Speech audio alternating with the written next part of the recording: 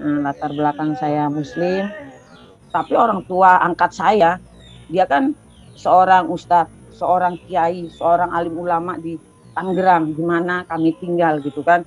Bahkan orang tua angkat saya, kakek saya itu mewakafkan sebagian tanahnya untuk dibikin masjid. Jadi orang tua angkat saya yang di Tangerang ini orang yang sangat dihormati karena beliau memang seorang alim ulama gitu kan. Tapi saya juga adalah salah satu manusia yang begitu benci dengan orang Kristen. Saya juga manusia yang begitu benci dengan yang namanya gereja. Karena kan saya tadi bilang, walaupun saya bandel, tapi di sisi lain keluarga saya itu mengharuskan kami semua mengerti agama gitu. Karena keluarga saya bilang lebih baik lu jadi orang bejat, jadi penjahat, jadi orang bandel, tapi bukan orang kafir. Itu yang keluarga saya ajarkan sama saya. Dan hal itu yang saya taruh dalam pikiran saya, dalam hati saya, sampai tiba-tiba saya tinggal di satu daerah, di situ ada gereja dekat saya. Gereja itu mendapat bantuan dari Amerika, setahu saya, dan bantuan sembako. Akhirnya sembako ini dikasih sama masyarakat sekitar, kayak beras, Indomie, minyak goreng gitu-gitu kan. Ketika saya dikasih, saya bilang, ngapain lu ngasih-ngasih gua? Aku bilang gitu kan. Enggak, karena ini dari gereja. Saya maki-maki, saya pokoknya benar-benar bawa-bawa gitu karena saya haram najis gitu kan kalau berurusan. Bahkan dulu ayah saya itu mengajarkan lo bersentuhan aja sama orang Kristen nih badan lo udah najis gitu kan. Jumpa lagi bersama kami di channel ini, sahabat Tuhan. Tuhan Yesus memberkati kita semua, dan pada kesempatan yang indah ini kami juga mengucap syukur karena Tuhan Yesus masih sangat amat baik bagi kita semua hingga kita dipertemukan di channel ini dengan baik. Ya sahabat Tuhan, pada kesempatan ini kami akan menayangkan sebuah kesaksian dari seorang muslimah yang kini murtad menjadi pengikut Kristus. Seperti cuplikan video yang kita dengarkan bersama, bahwa ia adalah seorang anak dari keluarga ulama besar dan juga Kiai Haji. Tapi puji Tuhan, Tuhan itu sangat luar biasa. Dulu mereka sangat membenci akan orang Kristen, namun kini mereka murtad menjadi pengikut Kristus. Nah sahabat Tuhan, penasaran dengan kesaksian selengkapnya? Mari kita sama-sama tonton kesaksian berikut ini. Kasih dalam Tuhan dimanapun semuanya berada. Puji Tuhan. Saya mau memperkenalkan diri lagi. Nama saya Novi, latar belakang saya Muslim. Saya keturunan Madura. Ya puji Tuhan untuk kesempatan yang sudah diberikan kepada saya oleh Pak Rengki untuk menyaksikan kebaikan Tuhan dalam hidup saya, menceritakan perjumpaan pribadi saya dengan Tuhan dalam hidup saya. Saya berterima kasih untuk kesempatan dan waktunya. Baiklah, saya akan segera menyaksikan bagaimana Tuhan itu dahsyat dalam kehidupan saya. Latar belakang saya Muslim. Saya itu ketika mama saya itu punya kakak dulu. Dia punya kakaknya itu tidak menikah, sudah 6 tahun tidak punya anak. Akhirnya saya anak ke-7 dari 9 bersaudara. Ketika saya lahir, saya dikasih sama kakaknya mama saya. Saya dikasih sama saya lah jatuhnya ya. Saya dikasih sama saya.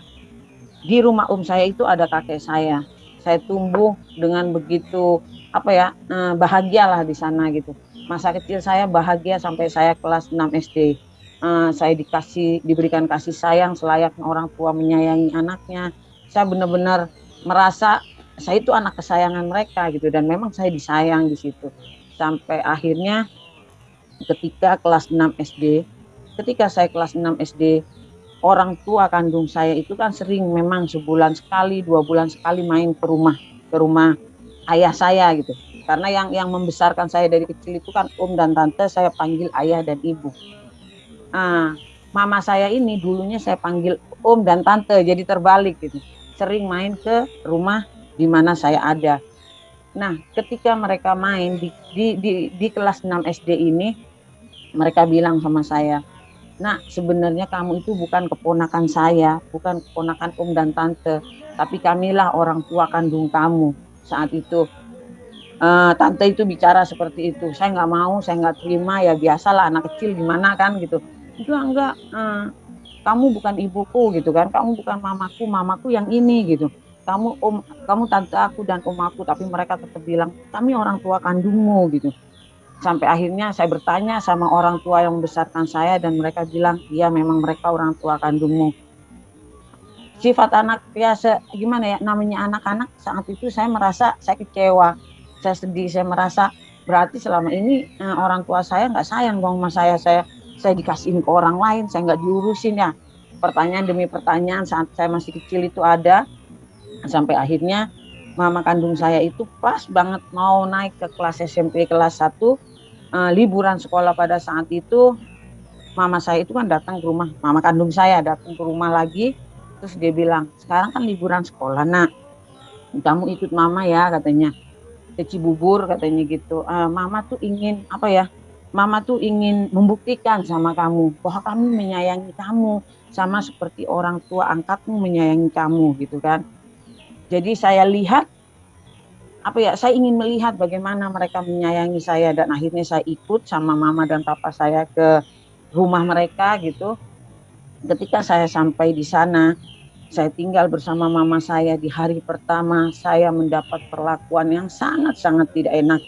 Saya di sana diperlakukan seperti pembantu, bahkan lebih dari pembantu. Di usia saya yang masih cukup kecil ya, di kelas 6 SD, itu jam 4 subuh saya ditendang sama mama saya, bangun, bangun, bangun, bantuin tuh bibi di dapur nimba air. Zaman dulu itu masih nimba air di rumah mama saya. Saya nimba air itu saya harus isi ember itu 20 ember besar untuk mandi papa saya, mama saya, adik saya, kakak saya, semua saya yang nimba sampai tangan saya lecet-lecet. Karena waktu saya tinggal sama orang tua yang membesarkan saya itu, di rumah orang tua saya itu saya nggak pernah kerja apa-apa. Tugas saya hanya belajar dan belajar, waktu itu main gitu kan. Akhirnya saya nangis, saya sedih, tapi saya nggak bisa berbuat apa-apa. Zaman dulu nggak ada HP gitu kan, telepon pun telepon umum dengan jarak yang cukup jauh, dan saya juga nggak punya uang receh, dulu kan pakai koin ya, gopean gitu, cepean. Saya juga nggak punya uang untuk saya telepon keluarga saya yang di Tangerang gitu. Saat itu saya hanya bisa menangis, dan menangis. Keesokan harinya saya diperlakukan lebih parah lagi. Pokoknya benar-benar saya tidur aja saya hanya dikasih tiker kampungnya, tiker orang dulu lah gitu, tiker sama bantal yang cukup tipis, nggak dikasih selimut, nggak dikasih boro-boro guling gitu kayak anak-anak yang lain gitu kan. Saya melihat kakak saya itu kalau bangun jam 7 baru dibangunin, kalau jam 4 subuh saya bangun, selimut kakak saya itu jatuh, sama mama saya itu diambil diselimutin lagi. Anak kecil gimana sih kalau melihat hal itu? Pastinya sangat sedih. Saya sedih, saya ngerasa saya aduh, pokoknya saat itu benar-benar ada rasa sakit hati, ada rasa ingin marah, ada rasa semua rasa jadi satu, tapi saya nggak tahu saya harus berbuat apa. Sampai akhirnya setiap hari kalau kakak saya dikasih jajan, semua dikasih jajan, waktu itu 3.000, 2.000, saya itu hanya dikasih 500 perak gitu. Jadi perlakuan yang benar-benar berbeda. Setiap hari Sabtu, kakak saya, adik saya semua diajak sama mama dan papa saya ini, yuk kita nonton bioskop. Kalau sore itu mereka berangkat jam 3, bioskopnya jam 4 mulai gitu kan. Pulang mereka yang cowok pakai jam tangan baru, semua yang cewek pakai cincin semua. Minggu ke depannya gitu lagi. Yang cowok yang perempuan dibeliin anting semua. Minggu depannya lagi gitu, tapi saya tidak pernah diajak dan tidak pernah dibelikan apa-apa. Tugas saya hanya nyapu, ngepel, masak, nyuci, benar-benar mendapat perlakuan yang nggak selayaknya seorang anak dapatkan dari orang tua kandungnya. Sampai akhirnya timbul sakit hati, timbul dendam sama mama dan papa kandung saya. Saya begitu membenci mereka, saya benci adik saya benci kakak saya saat itu. Tapi saya nggak tahu saya harus kemana gitu. Saya mau ngadu kemana? Sedangkan mama saya kan mau mulangin saya nanti setelah setelah sekolah masuk. Pada saat itu liburan sekolah kan 40 hari. Zaman dulu ya, zaman saya masih sekolah, liburan sekolah 40 hari. Kalau kenaikan kelas nggak kayak sekarang gitu. Cuma 1 bulan kalau nggak salah sekarang.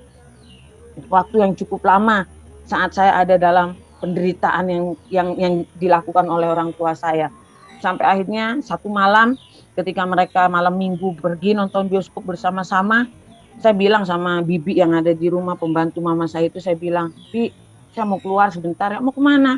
"Sebenarnya saya ingin kabur, ingin kembali ke Tangerang, tapi saya nggak tahu caranya gimana, terus ongkosnya gimana, terus naik bisnya apa." Karena setahu saya kalau naik bis itu 4 kali nyambung gitu kan. Dari rumah mama saya tuh ke Cililitan, terus ke Blok M, terus ke sana gitu. Nah, itu yang waktu kecil itu saya nggak tahu gitu. Sampai akhirnya ketika saya eh, jalan kaki lumayan lumayan jauh, tiba-tiba di sebuah tempat di lapangan yang begitu gelap itu ada anak-anak pada nongkrong, pada ngerokok gitu kan, anak laki-laki semua. Saya samperin. Terus orang-orang itu bilang, "Neng mau kemana, Neng mau kemana?" Saya bilang, "Nggak tahu Bang mau kemana. Lagi jalan-jalan aja. Sini, sini duduk, duduk, duduk." Saya duduk sama orang-orang itu, terus tiba-tiba orang-orang itu bilang begini, "Mau ngerokok, Neng? Kayaknya suntuk banget. Enak nggak sih Bang ngerokok?" Saya bilang, "Enak, mau coba?" Nih, dikasih. Dikasih rokok sama abang itu, sama orang itu, saya coba isep, saya batuk. "Isep lagi, Neng, nggak apa-apa, emang kalau baru-baru gitu." Saya isep. Sampai akhirnya di kelas 6 SD lah, di kelas 6 SD lah itu, saya mulai kenal yang namanya rokok. Sampai akhirnya saya bilang sama abang itu, semakin hari, semakin malam itu saya bilang, "Bang, itu anak-anak yang di pojokan sana pada ngapain, Bang? Kok ngumpet?" "Oh, itu lagi pada ngegele, Neng." "Ngegele itu apa, Bang?" "Ngegele itu pakai ganja." "Ganja tuh apa, Bang?" "Ya rokok juga, tapi dia enak," katanya, ya gitu-gitulah. Sampai akhirnya saya bilang, "Kalau saya pakai boleh, Bang?" "Oh, ganja mahal, Neng, harus pakai duit," gitu-gitulah. Sampai akhirnya saya pulang malam itu, saya mulai mulai apa ya, mulai merasa merasa gini, merasa punya pelarian. Oh ya, kalau merokok kayaknya lepas beban gitu. Nah, keesokan harinya saya main lagi malam ke tempat si tongkrongan ini, main lagi, saya ngopi apa, ngerokok lagi di situ. Saya coba kumpulin uang, setiap yang harian dikasih mama itu, buat jajan itu saya kumpulin, saya kumpulin, saya kumpulin. Terus saya bilang sama abang itu, "Bang, saya punya duit segini, bisa nggak sih Bang saya nyobain yang namanya ganja?" "Oh, bisa nih," katanya. "Ya udah ntar patungan aja ya," katanya gitu. Saat itulah saya mulai mengenal yang namanya narkoba di kelas 6 SD. Mau naik ke kelas 6 SMP saya sudah mulai memakai yang namanya ganja, yang namanya rokok. Saya udah mengenal itu semua. Sampai akhirnya keesokan harinya anak-anak itu bilang, "Mau pil nggak? Mau pil nggak?" Maaf kata kasarnya gitu ya. Maaf sekali, pil anjing gitu kan. Pil BK, pil Nipam, Lexotan, apa semua saya coba. Kalau itu saya nggak beli. Karena memang mereka semua pemakai itu. Paling saya, "Nih, no, cobain, cobain," gitu kan. Dari satu butir, saya mulai fly. Keesokan harinya, satu udah nggak mempan. Lanjut 2, 3, 4, sampai akhirnya 10 butir pun saya tenggak dalam satu hari itu. Saya nggak merasakan apa-apa gitu karena saking kebalnya saya udah dengan obat-obatan itu. Sampai akhirnya setelah 40 hari selesai, saya dipulangkan lagi ke rumah orang tua angkat saya. Di rumah orang tua angkat saya, mau tidak mau, saya sudah kecanduan dengan namanya rokok dan narkoba. Tapi orang tua angkat saya, dia kan seorang ustadz, seorang kiai, seorang alim ulama di Tangerang, di mana kami tinggal gitu kan. Bahkan orang tua angkat saya, kakek saya itu mewakafkan sebagian tanahnya untuk dibikin masjid. Jadi orang tua angkat saya yang di Tangerang ini orang yang sangat dihormati karena beliau memang seorang alim ulama gitu kan. Terus dia juga seorang eh, apa ya, kalau orang nikah tuh sama dia gitu, mau nikah siri kayak mau nikah apa memang sama ayah saya ini gitu kan, penghulu lah gitu. Nah, karena ayah saya ini juga buka bengkel, bengkel mobil, orang ngelas, orang apa, orang ngecat. Jadi setiap hari saya mencuri apa ya, alat-alat bengkel ayah saya ini, ayah angkat saya ini. Setiap hari saya ambil petangnya, apanya, pokoknya saya kumpulin, saya kiloin hanya untuk beli narkoba karena saya udah kecanduan. Akhirnya saya masuk SMP. Setelah masuk SMP, di SMP ini saya mulai bergaul dengan orang-orang yang apa ya, saya nggak suka dengan anak-anak yang alim lagi. Saya mulai bergaul dengan anak-anak yang tahu rokok, yang tahu narkoba gitu. Sampai akhirnya hari demi hari saya lewati setiap liburan sekolah, kenaikan kelas ke SMP kedua begitu lagi. Mama saya datang, Tapi mama saya itu pintar sekali merayu, pintar sekali memberi janji buayan yang indah kepada saya. Nak, pokoknya mama akan perlakukan kamu lebih baik. Mama tuh sayang sama kamu gini gini gini. Ntar kalau kamu di sana, kamu mau cincin kan kayak kakak, minta mama beliin gini gini. Terenyuh hati saya, hanyut akan janji-janji mama saya yang bilang, tak kamu mau dibeliin sepeda, kamu mau dibeliin cincin, kalau ikut mama nih liburan ini. Ketika saya ikut mama saya lagi ke Cibubur, di sana saya diperlakukan lebih parah dari sebelumnya. Di sana saya disuruh jualan kue keliling. Saya yang belanja ke pasar, saya yang goreng pisang, goreng tahu, goreng tempe, terus saya jual pakai tampah kue gorengan bu gitu. Sedangkan kakak saya, mama saya bukan orang yang susah, mama saya orang yang cukup berada karena papa saya adalah aparat, papa saya ABRI TNI. Tapi kenapa saya sampai detik ini pun saya nggak tahu gitu, apa alasan mama menyiksa saya seperti itu gitu kan. Sampai akhirnya kalau orang kekurangan uang buat makan mungkin gitu ya, anaknya disuruh gitu. Tapi mama bukan orang yang kekurangan uang gitu. Tapi dia kayaknya kalau nggak nyiksa saya, mama saya nggak dapat kepuasan gitu. Akhirnya saya jualan kue, pulangnya kalau nggak habis saya dipukul. Jadi mau nggak mau harus habis. Kalau kue masih sisa 5 aja pisang goreng, saya nggak berani pulang karena saya tahu saya pasti dipukul gitu. Kadang saya sampai ngemis-ngemis sama orang, bu beli ya gorengan saya, bu beli ya gorengan saya gitu. Mendapat perlakuan yang sama, dan setiap saya ke sana saya pasti cari abang-abang yang tadi, anak-anak. Kalau zaman sekarang anak pang ya, kalau zaman saya dulu anak-anak metal. Saya cari anak-anak metal, abang-abangan saya yang memperkenalkan rokok sama narkoba pertama kali dalam hidup saya cari mereka. Jadi setiap bulan saya ketemu mereka, saya ngopi, ngerokok, makan narkoba bareng sama mereka kalau di Cibubur. Kalau udah pulang lagi ke Tangerang, di sini juga dengan grup yang sama gitu kan, orang-orang narkoba, orang apa, sampai akhirnya ketika saya mulai menginjak kelas 3 SMP, saya berpikir, saya makan narkoba, uangnya boleh ngumpul-ngumpulin, boleh nipu-nipu orang, boleh nipu-nipu ayah saya, boleh nyolongin alat-alat bengkel ayah saya, hanya untuk saya makan narkoba.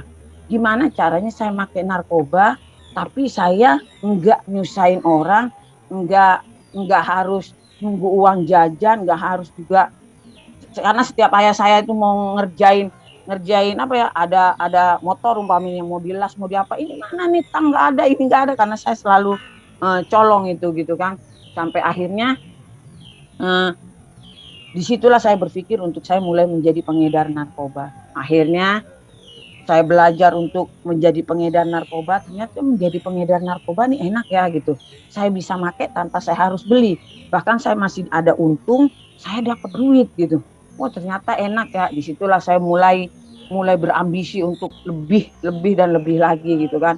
Sampai akhirnya, tapi di mata ayah angkat saya ini dan di mata orang tua kandung saya masih seorang Fitri. Saya kan dipanggil Fitri dalam keluarga, bukan Novi. Novi itu panggilan di luar, anak-anak teman-teman tongkrongan manggilnya Novi, karena nama saya kan Novi Ahlisya Fitri Asya Amira, jadi saya dipanggil Fitri karena kata mama saya lahir pas Idul Fitri gitu.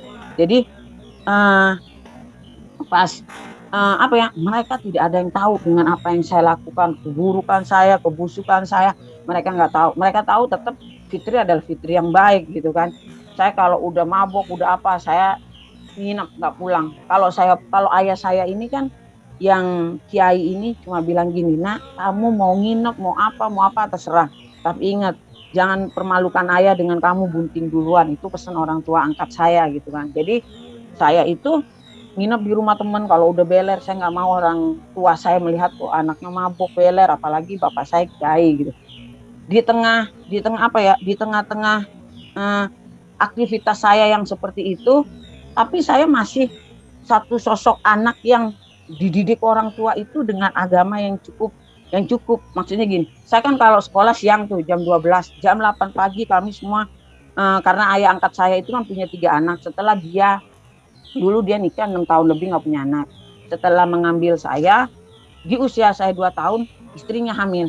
Jadi istrinya hamil anak pertama, terus hamil lagi, akhirnya dia memiliki 3 anak, dan saya anak angkatnya ini jadi anak pertama ya, jadi 4 bersaudara di rumah ayah angkat saya. Kalau di orang tua kandung saya adalah anak ke-7.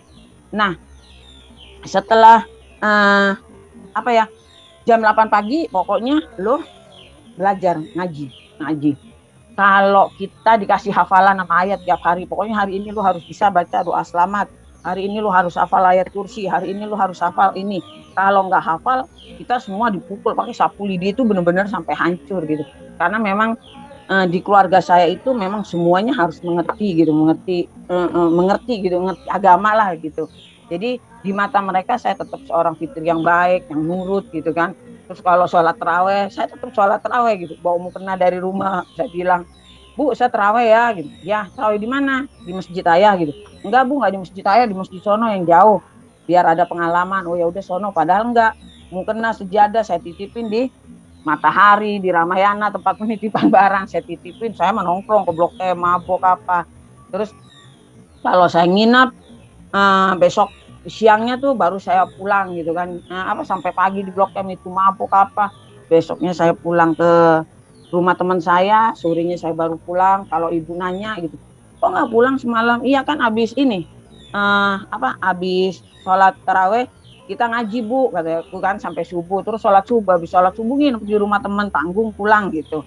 Jadi padahal saya nggak berani pulang karena mukena yang saya titipin di masjid ini nggak bisa saya ambil karena kan Ramayana bukanya jam 10 gitu kan. Ya otomatis saya tunggu Ramayana buka baru sambil penitipan barang gitu. Jadi di mata keluarga saya adalah fitri yang baik gitu. Ketika saya menceritakan ke ayah angkat saya, ke kakek saya apa yang dilakukan ibu terhadap saya, mereka sama sekali nggak percaya. Ketika orang tua angkat saya, kakek kandung saya nggak percaya akan apa yang dilakukan ibu saya mengalami kekecewaan yang kesekian kalinya. Kenapa mereka nggak percaya gitu? Kok mereka nggak percaya gitu? Karena apa? Ibu saya ini pintar ngomong, ke satu. Kedua, ibu saya ini saya nggak tahu ya, dia kalau kata orang sana, ibu saya kan punya pegangan gitu. Bahkan saat ibu saya melakukan perselingkuhan, saya melihat benar perselingkuhan yang ibu saya lakukan. Bapak saya kan tugas di Timur pada waktu itu karena dia TNI kan, tugas di Timur. Setelah 2 tahun papa kembali, saya ceritakan sama papa apa yang saya lihat dengan mata saya. Justru saya dihajar sama papa kan. Papa ini terlalu percaya sama ibu saya, dan ibu saya ini asal ngomong orang nurut gitu. Karena saya tahu maksudnya gini, maaf kata kalau orang sono seberang kan banyak pegangannya gitu. Jadi apapun yang ibu katakan orang nurut, apa yang ibu katakan orang nurut gitu. Jadi memang ibu saya nih sedikit-dikit pergi ke orang pintar itu sih yang saya tahu pada saat itu gitu. Jadi ya udah saya kalah dan tidak ada satu orang pun percaya sama saya. Sampai akhirnya ketika saya mau masuk di kelas 1 SMA, ibu saya datang mau ajak saya ke tempat dia, saya nggak mau. Itu ayah angkat saya marah. Kenapa kamu belajar berbakti sama orang tua? Saya bilang saya nggak mau ya, saya akan diperlakukan dengan perlakuan yang sama, bahkan mungkin lebih buruk gini. Itu nggak ada yang percaya. Sampai akhirnya saya dipaksa, diharuskan, saya akhirnya ikut ibu saya lagi untuk ke-4 kalinya dalam setiap tahunnya itu. Ketika saya ikut ibu saya lagi, saya nyampe di sana langsung ditampar, pak, itu langsung dipukuli. Kenapa? Karena saya sudah berani menceritakan kepada kakek saya, kepada ayah dan ibu angkat saya tentang apa yang diperlakukan mama saya ini kepada saya. Selama ini kan saya diam. Di sana disiksa, ketika balik ke Tangerang saya diam karena saya takut. Tapi ketika saya berani menceritakan kejujuran ini, justru saya di sana dihajar. Dia bilang, kamu kira mereka percaya sama kamu? Mereka lebih percaya sama saya. Kakek kamu gak bakal percaya sama kamu karena kakek kamu tuh bapak saya gitu kan. Saya dipukul di sana, dihajar. Bahkan ketika saya liburan itu, saya dipaksa sama ibu saya jadi pembantu di rumah tetangganya, nyuci gosok apa, hanya untuk, saya nggak tahu untuk apa. Ibu saya punya uang gitu, tapi saya diperlakukan seperti itu nggak tahu gitu kan. Akhirnya sakit hati demi sakit hati, kepahitan demi kepahitan, dendam demi dendam saya simpan di hati saya. Sampai akhirnya ketika saya melihat ibu sama pacarnya itu masuk ke dalam sebuah kamar di rumah, saya telepon papa saya. Tapi memang apa ya, tiba-tiba sebelum papa saya itu sampai rumah, itu pacarnya ibu saya udah pulang. Akhirnya karena papa saya tidak melihat apa yang saya ceritakan, nggak ada siapa-siapa di rumah itu. Saya dipukul sama papa saya diambil rambut, saya dijedot-jedotin sampai gigi depan saya itu sebagian, 2 gigi itu yang paling depan itu pecah, pecah, rontok darah itu udah ngalir dari bibir. Setelah itu saya diinjek pakai sepatu abrinya karena kan dia memang baru pulang ya, sepatu abri yang begitu berat ya, yang besar itu saya diinjek pak di belakang saya ini. Terus ibu saya cuma bilang, iya rasain, biarin aja, kasih pelajaran, biar ini mulutnya itu hancurin sekalian, biar nggak ngadu yang nggak habis mulut saya berdarah. Setelah itu saya ditarik kerah belakangnya ini sama papa saya. Di kamar mandi saya disiram bok sama air, basah kuyup saya. Setelah saya basah kuyup, saya diseret ke belakang rumah, karena di belakang rumah itu agak 5 atau 10 meter dari pintu belakang rumah saya itu kuburan umum. Saya diikat di pohon Kamboja itu sama papa dan mama saya itu 2 hari 1 malam. Ya 2 hari 1 malam, malamnya cuma sekali, tapi dari pagi sampai malam sampai sore lagi gitu. Saya diikat. Itu yang namanya semut-semut merah itu udah gigitin saya, udah sakit saat itu saya merasakan sakit yang luar biasa, dendam yang sangat kepada orang tua saya saat itu, tanpa saya tahu apa salah saya gitu. Sampai akhirnya kakak pertama saya datang, dia bilang dia nganterin minum, ini dek minum. Saya udah nggak bisa minum karena saya diikat, bibir saya udah gemeteran, ditaruh gelas di bibir saya sama kakak saya, sempat saya minum langsung saya ludahin lagi. Saya bilang, saya nggak butuh pertolongan kamu, saya nggak butuh pertolongan siapapun, saya bilang sama kakak-kakak saya kan. Lalu juga anak keras kepala kan, lu sih pakai ikut campur urusan mama, biarin aja mama mau ngapain lu lapor sama papa katanya, dan buktinya memang nggak ada gitu kan. Terus kata kakak saya, kita aja yang udah dewasa nggak berani menceritakan kelakuan mama itu kepada papa gitu, lalu pakai berani ceritain gitu kan. Saya hanya diam. Keesokan harinya ketika saya dilepas dari ikatan itu, saya langsung lemes, jatuh lunglai gitu kan, karena udah diikat 2 hari 1 malam itu. Saya jalan ke kamar mandi, saya cuci kaki, cuci tangan, lalu udah lu jadi anak nurut ya, jangan ini ya, jangan itu. Saya hanya diam.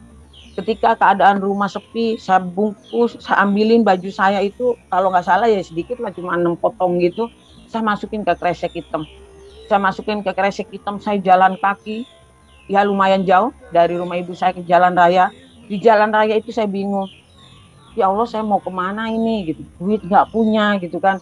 Saya jalan kaki sejauh mungkin supaya saya nggak ketahuan kalau mama dan papa saya, kakak saya nyariin saya kan. Kalau saya masih di gang atau di jalan yang menuju gang rumah kan ketahuan. Jadi saya jalan ke tempat yang agak jauh. Di situ sampai jam 8 malam saya bilang, saya mau kemana ya? Saya mau kemana? Uang seperak aja saya nggak pegang. Saya mau telepon, saya juga nggak mungkin bisa. Saya bilang, saya mau kemana? Mau minta jemput kakek. Saya nggak ada duit sama sekali. Saat itulah akhirnya saya beranikan diri untuk saya stop kendaraan umum. Dari situ saya langsung ke Cililitan. Saya nebeng ya, saya belajar untuk saya bikin diri saya, gue preman nih gitu kan. Padahal saat itu saya belum seperti itu. Saya menunjukkan kearoganan saya gitu kan. Saya coba beraniin diri, padahal saya takut. Awal-awal itu saya takut. Saya coba, akhirnya sampai Cililitan saya pindah lagi bis dari Cililitan ke Kebayoran Lama. Bang, gue numpang ya bang, ini pokoknya dengan berlagak seolah-olah gue preman yang biasa naik mobil nggak bayar dan jangan macem-macem sama gue gitu. Padahal saat itu saya masih dalam keadaan yang di dunia kepremanan saya masih polos gitu. Tapi saya harus melakukan itu supaya saya bisa balik ke Tangerang gitu. Dari Bayoran Lama saya naik lagi nyambung ke Cipulir. Dari Cipulir saya naik lagi ke Tangerang. 4 angkutan umum yang saya naiki tanpa saya bayar, dan akhirnya karena saya bisa melakukan itu lolos gitu, akhirnya keesokan hari demi keesokan hari saya seperti itu.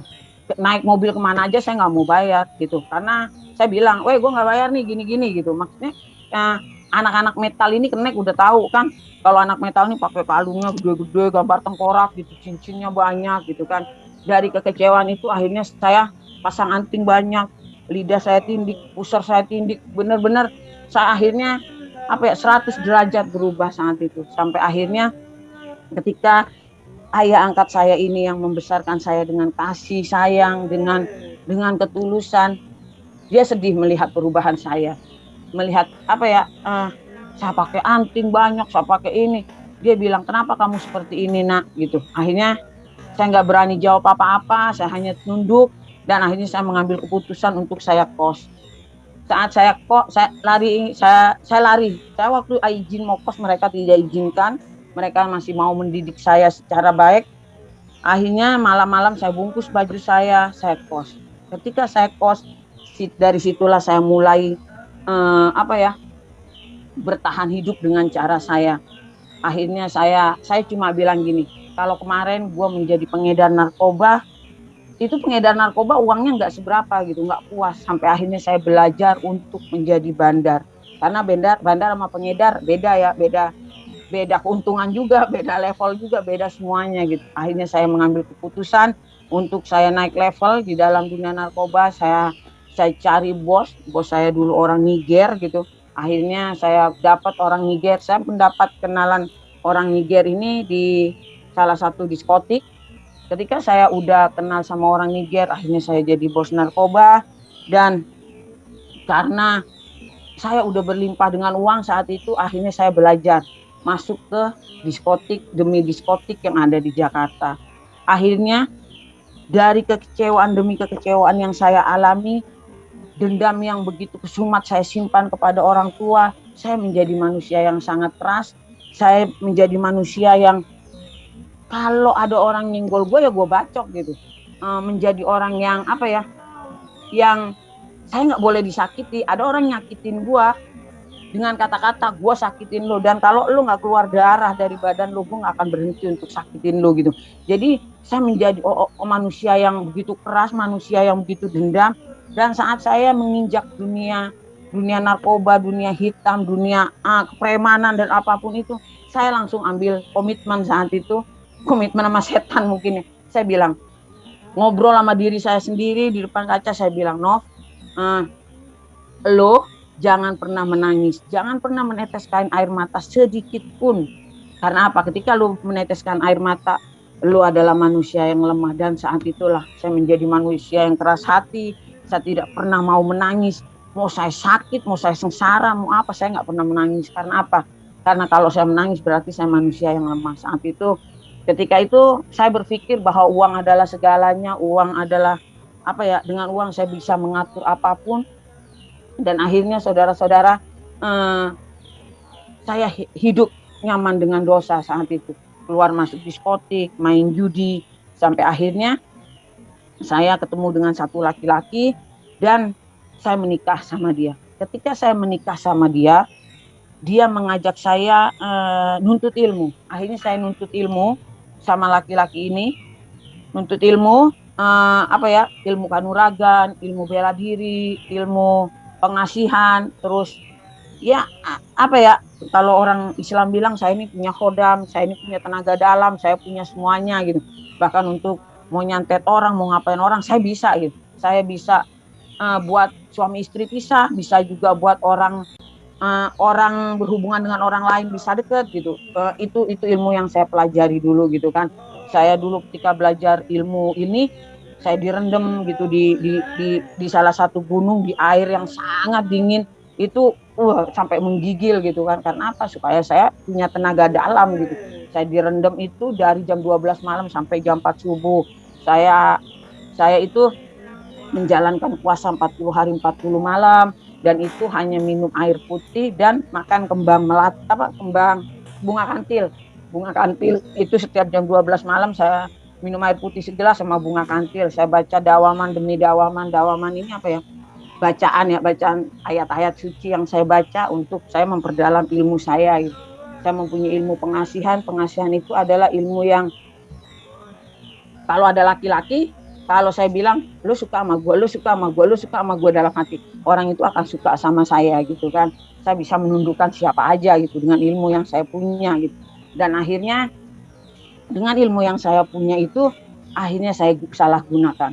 Akhirnya karena narkoba juga, karena saya merasa saya adalah perempuan yang bisa cari uang sendiri, saya bisa mengatur segalanya. Akhirnya saya menjadi orang yang tidak setia sama pasangan. Akhirnya saya kenal dengan satu laki-laki dan saya selingkuh sama dia. Saya selingkuh ketika saya merasa nyaman-nyaman, dan akhirnya kami mengambil komitmen untuk kami menikah gitu. Saya bilang sama suami pertama saya minta cerai. Suami pertama saya tidak mau menceraikan saya nggak mau cerain kamu. Ya udah, kalau kamu nggak mau cerain saya tetap akan nikah. Saya nikah lagi. Saya melakukan poliandri dengan 5 laki-laki pada saat itu. Saya mempunyai 5 suami, dan 5-limanya itu memang, yang pertama saya nikah sah di KUA, yang kedua saya nikah siri, yang ketiga saya nikah siri, yang keempat saya nikah siri, yang kelima nikah siri. Tapi mereka berlima kalau salah satu ketemu mereka baik-baik aja gitu, ngobrol-ngobrol aja gitu. Tapi di tengah kekecewaan saya sama laki-laki gitu, saya jatuh cinta juga dengan wanita gitu. Sampai akhirnya saya mengalami, karena gini, saya waktu saya masuk penjara pertama kali dalam hidup saya, tentunya saya kaget, tentunya saya shock karena pertama kali shock. Nah, ketika saya pertama kali merasakan penjara ini, laki-laki yang begitu saya cintai ternyata tidak setia sama saya. Akhirnya saya mengalami kekecewaan itu, dan akhirnya saya memutuskan untuk saya berpacaran dengan sesama jenis. Saya jadi LGBT pertama kali itu di dalam penjara pada saat saya masuk pertama kali di dalam penjara. Akhirnya saya pacaran dengan sesama jenis, saya merasa nyaman, baik dalam keseharian saya, baik dalam, maaf kata ya, dalam hubungan seks gitu kan. Akhirnya saya bilang, ketika saya bebas, ketika detik-detik mau bebas, saya cuma bilang gini, waktu bertahun-tahun yang gue habiskan di dalam penjara harus terbayar ketika gue bebas. Apa yang sudah habis selama gue di penjara harus balik 2 kali lipat ketika gue bebas. Jadi ketika saya pulang, saya harus lebih jahat dari sebelumnya. Saya harus lebih lebih giat lagi dalam mengedarkan narkoba dari sebelumnya. Pokoknya antusias saya semakin besar di dunia yang nggak baik, di dunia kejahatan gitu kan. Sampai akhirnya ketika saya bebas, saya udah punya cewek dong tentunya, maksudnya saya udah jadi LGBT, tapi saya masih dengan 5 suami. Jadi pada saat itu saya sempat mempunyai 3 perempuan dan 5 suami pada saat itu. Tapi saya juga adalah salah satu manusia yang begitu benci dengan orang Kristen. Saya juga manusia yang begitu benci dengan yang namanya gereja, karena kan saya tadi bilang, walaupun saya bandel, tapi di sisi lain keluarga saya itu mengharuskan kami semua mengerti agama gitu. Karena keluarga saya bilang lebih baik lu jadi orang bejat, jadi penjahat, jadi orang bandel, tapi bukan orang kafir. Itu yang keluarga saya ajarkan sama saya. Dan hal itu yang saya taruh dalam pikiran saya, dalam hati saya, sampai kemarin-kemarin gitu, sebelum saya mengalami Tuhan gitu. Jadi ketika 1996 kalau nggak salah ya, 96 atau 95, 97, ada kerusuhan massal di Jakarta, semua penjarahan di mana-mana, krisis moneter dimulai, orang buat makan susah apa susah.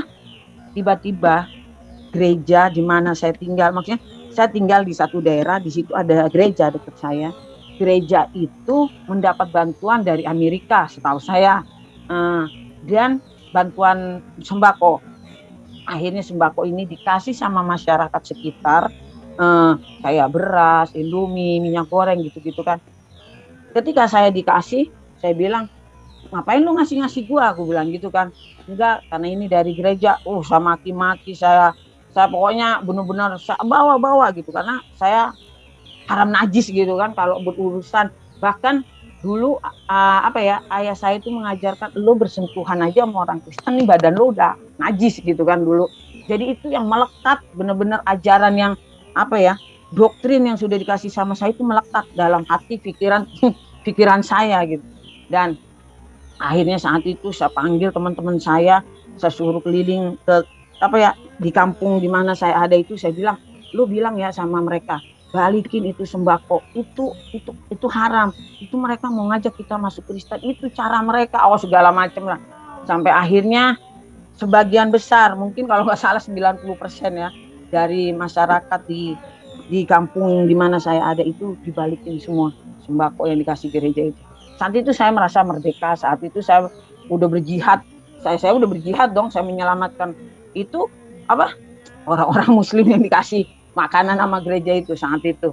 Saya merasa udah merdeka. Setiap ada komsel di dekat rumah saya itu juga ada orang Batak, orang Kristen. Kalau Sabtu malam Minggu itu nyanyi-nyanyi haleluya, haleluya. Apa itu haleluya, haleluya? Kataku berisik aja. Udah kempesin. Saya suruh anak-anak preman itu kempesin motor, sobek bang motornya pakai apa tuh? Ada pisau kecil saya itu gitu kan. Disobek di ini. Pokoknya saya begitu benci sama orang Kristen gitu. Jadi hal-hal buruk itu saya lakukan. Sampai akhirnya saya masuk ketika perjalanan hidup saya itu sudah semakin hari semakin melekat sama dosa, sudah semakin hitam, sudah semakin gelap gitu kan. Saya sempat kerjasama dengan teman saya, kami buka pabrik uang palsu di Madura. Di Madura itu, tapi kita ambil yang paling jauh di gunung gitu kan, di gunung. Nah, kita bikin itu uang palsu itu dolar dan rupiah. Kalau dolar kita sebar daerah Batam dan Singapura, kalau rupiah itu kita sebar kebanyakan sih kita sebar di Bandung, di Jawa gitu kan. Tapi orang-orang Madura yang tukang sate daerah Tangerang itu udah saya pegang semua gitu. Jadi kalau mereka beli uang palsu sama saya, mereka kasih uang asli 5 juta, saya kasih uang palsu sama mereka 10 juta. Untung mereka kan separohnya gitu kan, pikiran mereka gitu. Dan itu berjalan bertahun-tahun.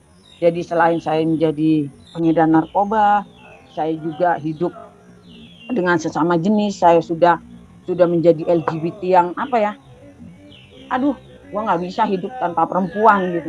Saya juga hidup dengan 5 suami, melakukan poliandri gitu. Dan saya juga hidup, saya kalau nggak main judi sehari aja saya sakit kepala.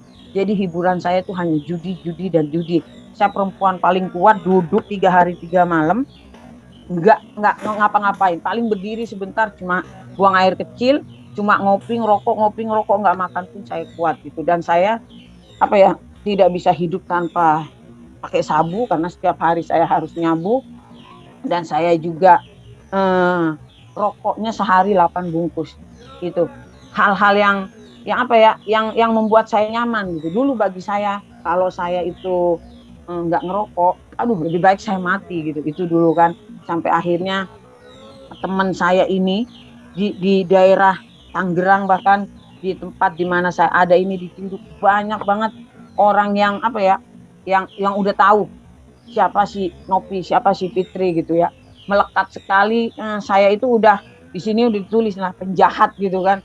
Pokoknya kalau ngeliat saya ngeliat penjahat gitu.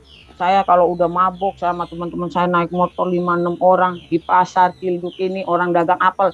Bungkusin apel nih sekilo, bungkusin ini 2 kilo. Belum dapat penglaris, ambil nggak, kalau nggak gue hancurin gerobak lu gitu kan. Dibungkusin jeruk. Jadi sampai sekarang karena saya bilang sama suami saya yang sekarang, suami saya yang di dalam Tuhan, pernikahan pertama kali saya di dalam Tuhan ini, saya cuma bilang, saya lahir di Cilduk, saya besar di Cilduk, saya hancur di Cilduk, dan di Cilduk pula lah saya akan tinggal, dan biar semua orang bisa melihat bahwa Yesus hidup dalam hidup saya. Itu prinsip saya ketika saya mengalami Tuhan. Saya flashback balik ke belakang ketika saya udah melakukan semua kejahatan dalam hidup saya enak dan nyaman dengan posisi saya saat itu sebagai bos narkoba, sebagai ketua preman, sebagai pengedar uang palsu. Saya mempunyai pasangan di mana-mana gitu. Nyari uang itu begitu gampang, begitu mudah gitu. Saya ngolah orang begitu gampang dengan uang yang saya miliki gitu. Bahkan bisa dikatakan hampir sama dengan hipnotis ya. Karena kalau saya bilang lu tunduk gitu kan. Nah, sampai akhirnya saudara-saudara, ketika saya di penjara keempat kalinya di 2015 Januari 2015 tanggal 5 di 5 Januari 2015. Itulah saya mengalami Tuhan Yesus dalam hidup saya. ketika sudah 4 kali menginjakkan kaki saya di penjara. Saat itu saudara-saudara, bapak saya, ayah angkat saya meninggal. Ayah angkat yang begitu mengasihi saya, yang begitu menyayangi saya, yang kalaupun saya melakukan kesalahan apapun dia tidak pernah pukul saya gitu kan. Beda sama papa kandung saya yang selalu siksa saya. Ibu angkat saya meninggal. Kakek yang begitu saya anggap malaikat dalam hidup saya dipanggil Tuhan juga. Suami kelima saya, cuma suami kelima saya inilah yang setia menemani saya. Maksudnya sekalipun dia tahu kelakuan saya, sekalipun dia tahu kebejatan saya, dia tetap bertahan. Dia menunggu perubahan dalam hidup saya, tapi saya nggak berubah juga ya kan. Itu dipanggil Tuhan. Jadi 4 nyawa dipanggil Tuhan, kakek saya, suami kelima saya. Nah suami ke-1, 2, 3, dan 4 udah pergi lah, udah saya tinggalin semua. Jadi saya bertahan dengan suami kelima saya. Tapi ketika saya coba untuk, maksudnya ya udahlah gue mau jadi perempuan setia cukup dengan 1 suami. Yang saya pertahankan adalah suami kelima saya. 1, 2, 3, 4 saya udah bener-bener, udah kita pisah, kalian mau nikah lah, udah kita jadi saudara aja. Bener-bener udah ada kata-kata seperti itu gitu kan. Nah suami kelima saya, kakek saya, ayah angkat saya, ibu angkat saya yang begitu mengasihi saya, yang begitu mengerti, bisa dikatakan mengerti lah, walaupun saya seperti hidup seperti itu, mereka tetap apa ya, kalau saya pulang tetap mereka peluk saya, tetap mereka rangkul saya. Paling mereka bilang, berubah lah nak, jangan kayak gitu. Beda dengan mama dan papa kandung saya. Itu yang membuat saya kehilangan mereka. Dan akhirnya ketika saya bilang sama kalapas, sama petugas, saya bilang saya pengen pulang, saya pengen lihat mayat mereka. Nggak bisa lihat. Walaupun saya punya uang, walaupun banyak yang backing saya. Waktu itu saya di lapas itu satu lapas sama Miranda Gultom. Miranda Gultom ini saya panggil Inang Tua waktu itu. Dia itu mensupport saya, dia itu berusaha nemuin kalapas untuk bantu saya, untuk supaya apa? Supaya saya bisa pulang lihat mayat keluarga saya gitu. Dan Miranda Gultom itu bukannya orang nggak punya uang gitu, dia beruang gitu. Kalaupun saya nggak dibantu dia, saya juga masih punya uang pada saat itu untuk saya bisa pulang gitu. Tapi memang enggak. Disitulah alasannya apa? Alasannya karena pada saat itu saya adalah tahanan jaksa, bukan tahanan lapas. Dan karena waktu itu saya masih sidang kan. Kalau orang masih sidang berarti dia tahanan jaksa. Karena kan ada 3 tahanan. Pertama tahanan polisi. Sesudah 3 bulan atau 40 hari kita dilimpahkan ke jaksa. Berarti kita tahanan jaksa sebelum ada vonis yang menentukan kita kena hukuman berapa, berarti saya masih tahanan jaksa. Kalau udah vonis saya tahanan lapas gitu kan. Nah pada saat itu saya masih tahanan jaksa, dan jaksa yang mengurus saya, jaksa saya gitu kan, dia itu pulang kampung dan nomornya tidak bisa ditelepon, BBM tidak aktif. Waktu itu belum ada WA tapi ada BBM-nya itu tidak aktif.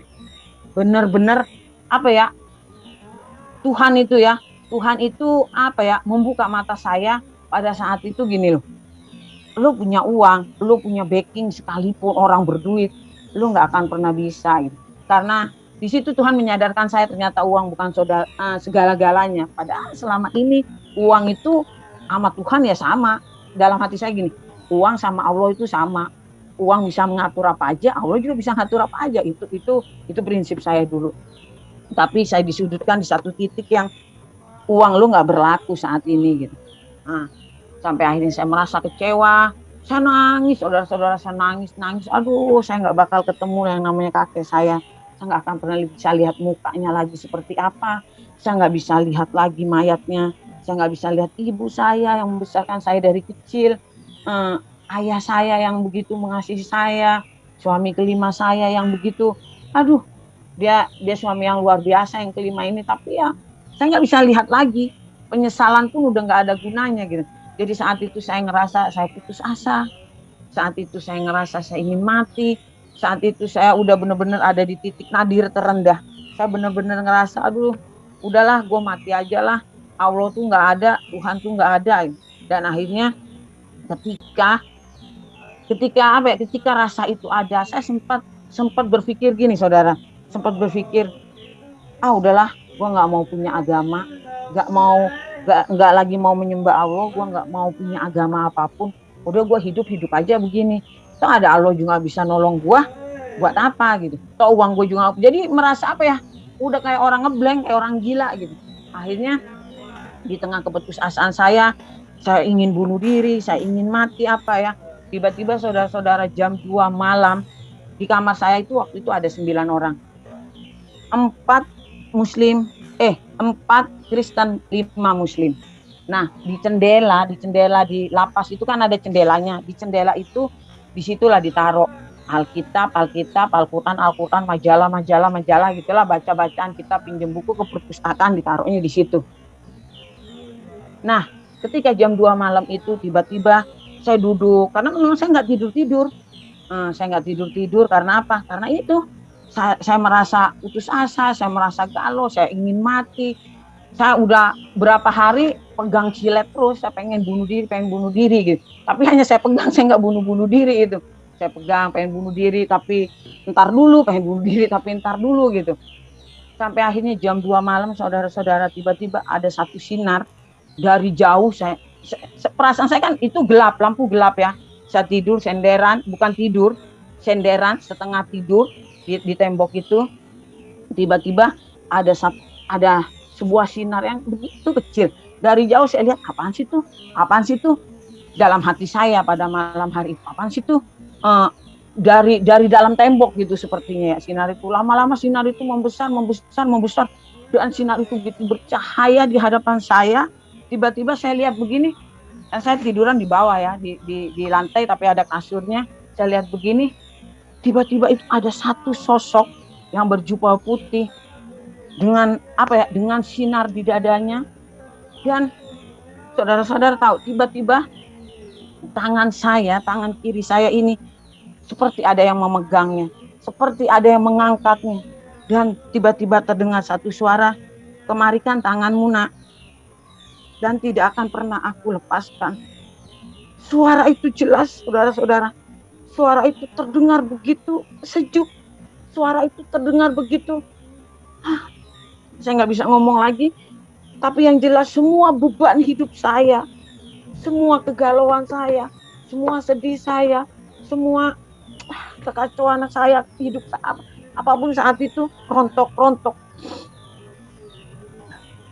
Saat itu semua hilang. Pundak saya yang memikul beban berpuluh-puluh tahun lepas. Dendam yang ada di hati saya itu, pokoknya hati saya tuh benar-benar kosong, plong. Saya heran, apa itu? Sampai akhirnya saya merasa dipeluk begitu lembut. Saya merasa saya didekap dengan begitu nyaman. Dekapan yang gak pernah saya rasakan. Pelukan yang gak pernah saya nikmati dari orang tua saya. Saya merasakan kasih sayang yang gak pernah saya rasakan. Bahkan dari 5 suami, dari pacar-pacar saya sekalipun, dari selingkuhan saya, dari uang yang saya miliki, saya tidak pernah mendapatkan sukacita seperti malam itu. Saya bilang, apa ini? Siapa yang datang? Saya sih waktu itu berharap pocongnya suami saya kayak datang, pocongnya bapak saya kayak datang, pocongnya mak saya kayak datang. Bukan mereka yang datang.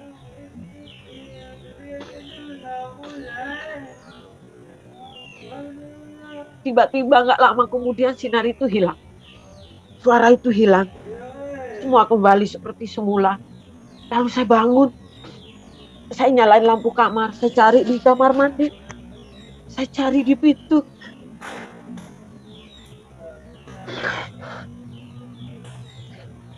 Udah gak ada. Akhirnya saya duduk merenung.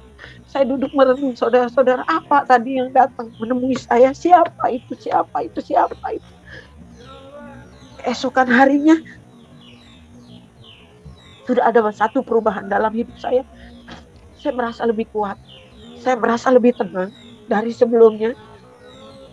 Tadinya saya nggak keluar dari kamar, saudara-saudara. Saya di kamar aja.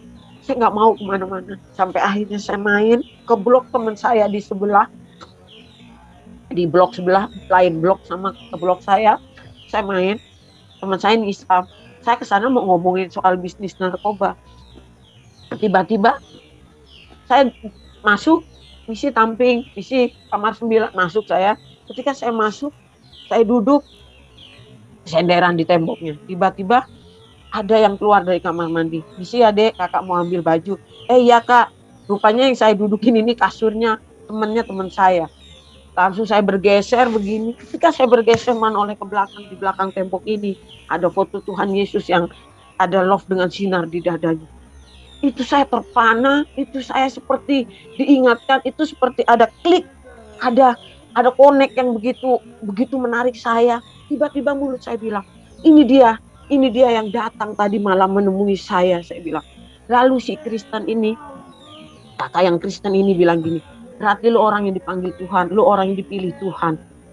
Dia bilang begitu sama saya langsung marah, saya langsung naik pitam. Pada saat itu saya bilang, lo ngomong jangan sembarangan ya. Gua nih orang Madura, lebih baik gua mati berkalang tanah daripada gua jadi orang kafir. Saya bilang, saya tunjuk dia, saya ludahi, terus saya bilang, gua gak bakal main ke kamar lu selama masih ada dia di kamar lu. Saya keluar dari kamar itu, ntar lu ke kamar gua aja, kita ngomongin di sana. Saya keluar dari blok itu. Dari blok itu ke blok saya terngiang-ngiang kata-kata orang itu. Kata-kata yang si Kristen ini. Lu orang dipilih Tuhan, dipanggil Tuhan. Sampai saya gini, rambut saya, otak saya sampai saya pukul. Apa sih ini?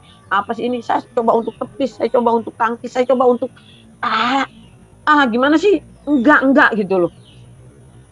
Akhirnya sesampainya di kamar saya bukannya duduk saudara-saudara, biasanya sampai kamar saya ngerokok, ngopi gitu. Saya tiba-tiba berdiri, kayak ada yang nuntun saya gitu. Saya berdiri di depan jendela, tiba-tiba ada satu suara yang menggerakkan saya. Ambil Alkitab itu, nak. Ambil Alkitab itu. Saya kayak orang, apaan sih gitu ya? Kayak orang bingung, apaan sih gitu. Ambil Alkitab itu, nak. Saya ambil Alkitab yang berjejer itu kan, ada 4 Alkitab dan 5 Al-Quran. Saya ambil Alkitab itu, saya duduk, saya buka, saya baru baca Kejadian itu, nama-nama ya kan, nama-nama awal diciptakannya langit dan bumi. Apa sih nih? Kok beda sama Al-Quran? Saya lipat lagi, saya taruh lagi. Ambil Alkitab itu, nak. Ambil, baca.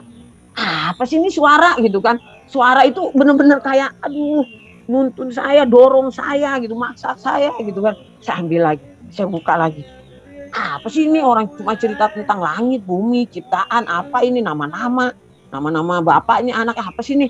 Saya tutup lagi, saya taruh lagi. Ketika saya taruh lagi, suara itu lebih kuat. Ambil, nak, ambil Alkitab itu, baca. Saya ambil lagi. Pas saya baca lagi, teman saya datang dari luar. Teman saya itu langsung tendang Alkitab itu, tas, mental Alkitabnya. Ngapain lu baca-baca Alkitab, lu mau masuk Kristen? Saya langsung nyaut, haram najis, mampus gue masuk Kristen. Saya bilang, ini Alkitab jatuh, masa iya gak gue pegang? Gimana caranya gue mau naikin Alkitab? Pakai kaki gue, ya pakai tangan gue lah. Saya bilang, kali lu mau masuk Kristen, mau jadi orang kafir, ya kagak lah. Saya bilang, saya taruh lagi tuh Alkitab. Teman saya ini masuk cuma ngambil rokok sama kopi, berangkat lagi keluar, gak ada orang lagi di kamar. Akhirnya suara itu semakin kuat, ambil, nak, ambil Alkitab itu dan buka. Saya ambil Alkitab itu, lalu saya buka. Tangan saya ini nggak buka lagi di Kejadian, nggak buka lagi dari awal. Tapi tiba-tiba tangan saya ini digerakkan, dan tiba-tiba saya buka Alkitab ini agak ke tengah. Di situ saya menemukan saya buka, di situ saya langsung baca Yohanes apa nih? Yohanes pasal 14 ayat 6. Kata Yesus pada mereka, akulah jalan kebenaran dan hidup, dan tidak ada satu orang pun datang kepada Bapa tanpa melalui aku. Tuh langsung kayak ada langsung kayak gitu. Apa ini ya? Apa artinya ya gitu? Akhirnya saya tutup lagi, saya taruh lagi. Disitulah mulai ada perubahan dalam hidup saya yang tanpa saya sadari gitu. Tapi saya nggak berani ngomong sama siapapun, yang ada pikiran saya kacau, pikiran saya udah nggak tenang lagi. Saya nggak cerita sama siapapun akan apa yang saya alami, kecuali di blog teman saya yang tadi saya sempat cerita, ini nih yang nemuin gua gitu kan. Itu saya bawa dalam apa ya, kalau orang Islam apa sih ya, kalau orang Kristen mah saya bawa dalam pergumulan pribadi saya gitu kan.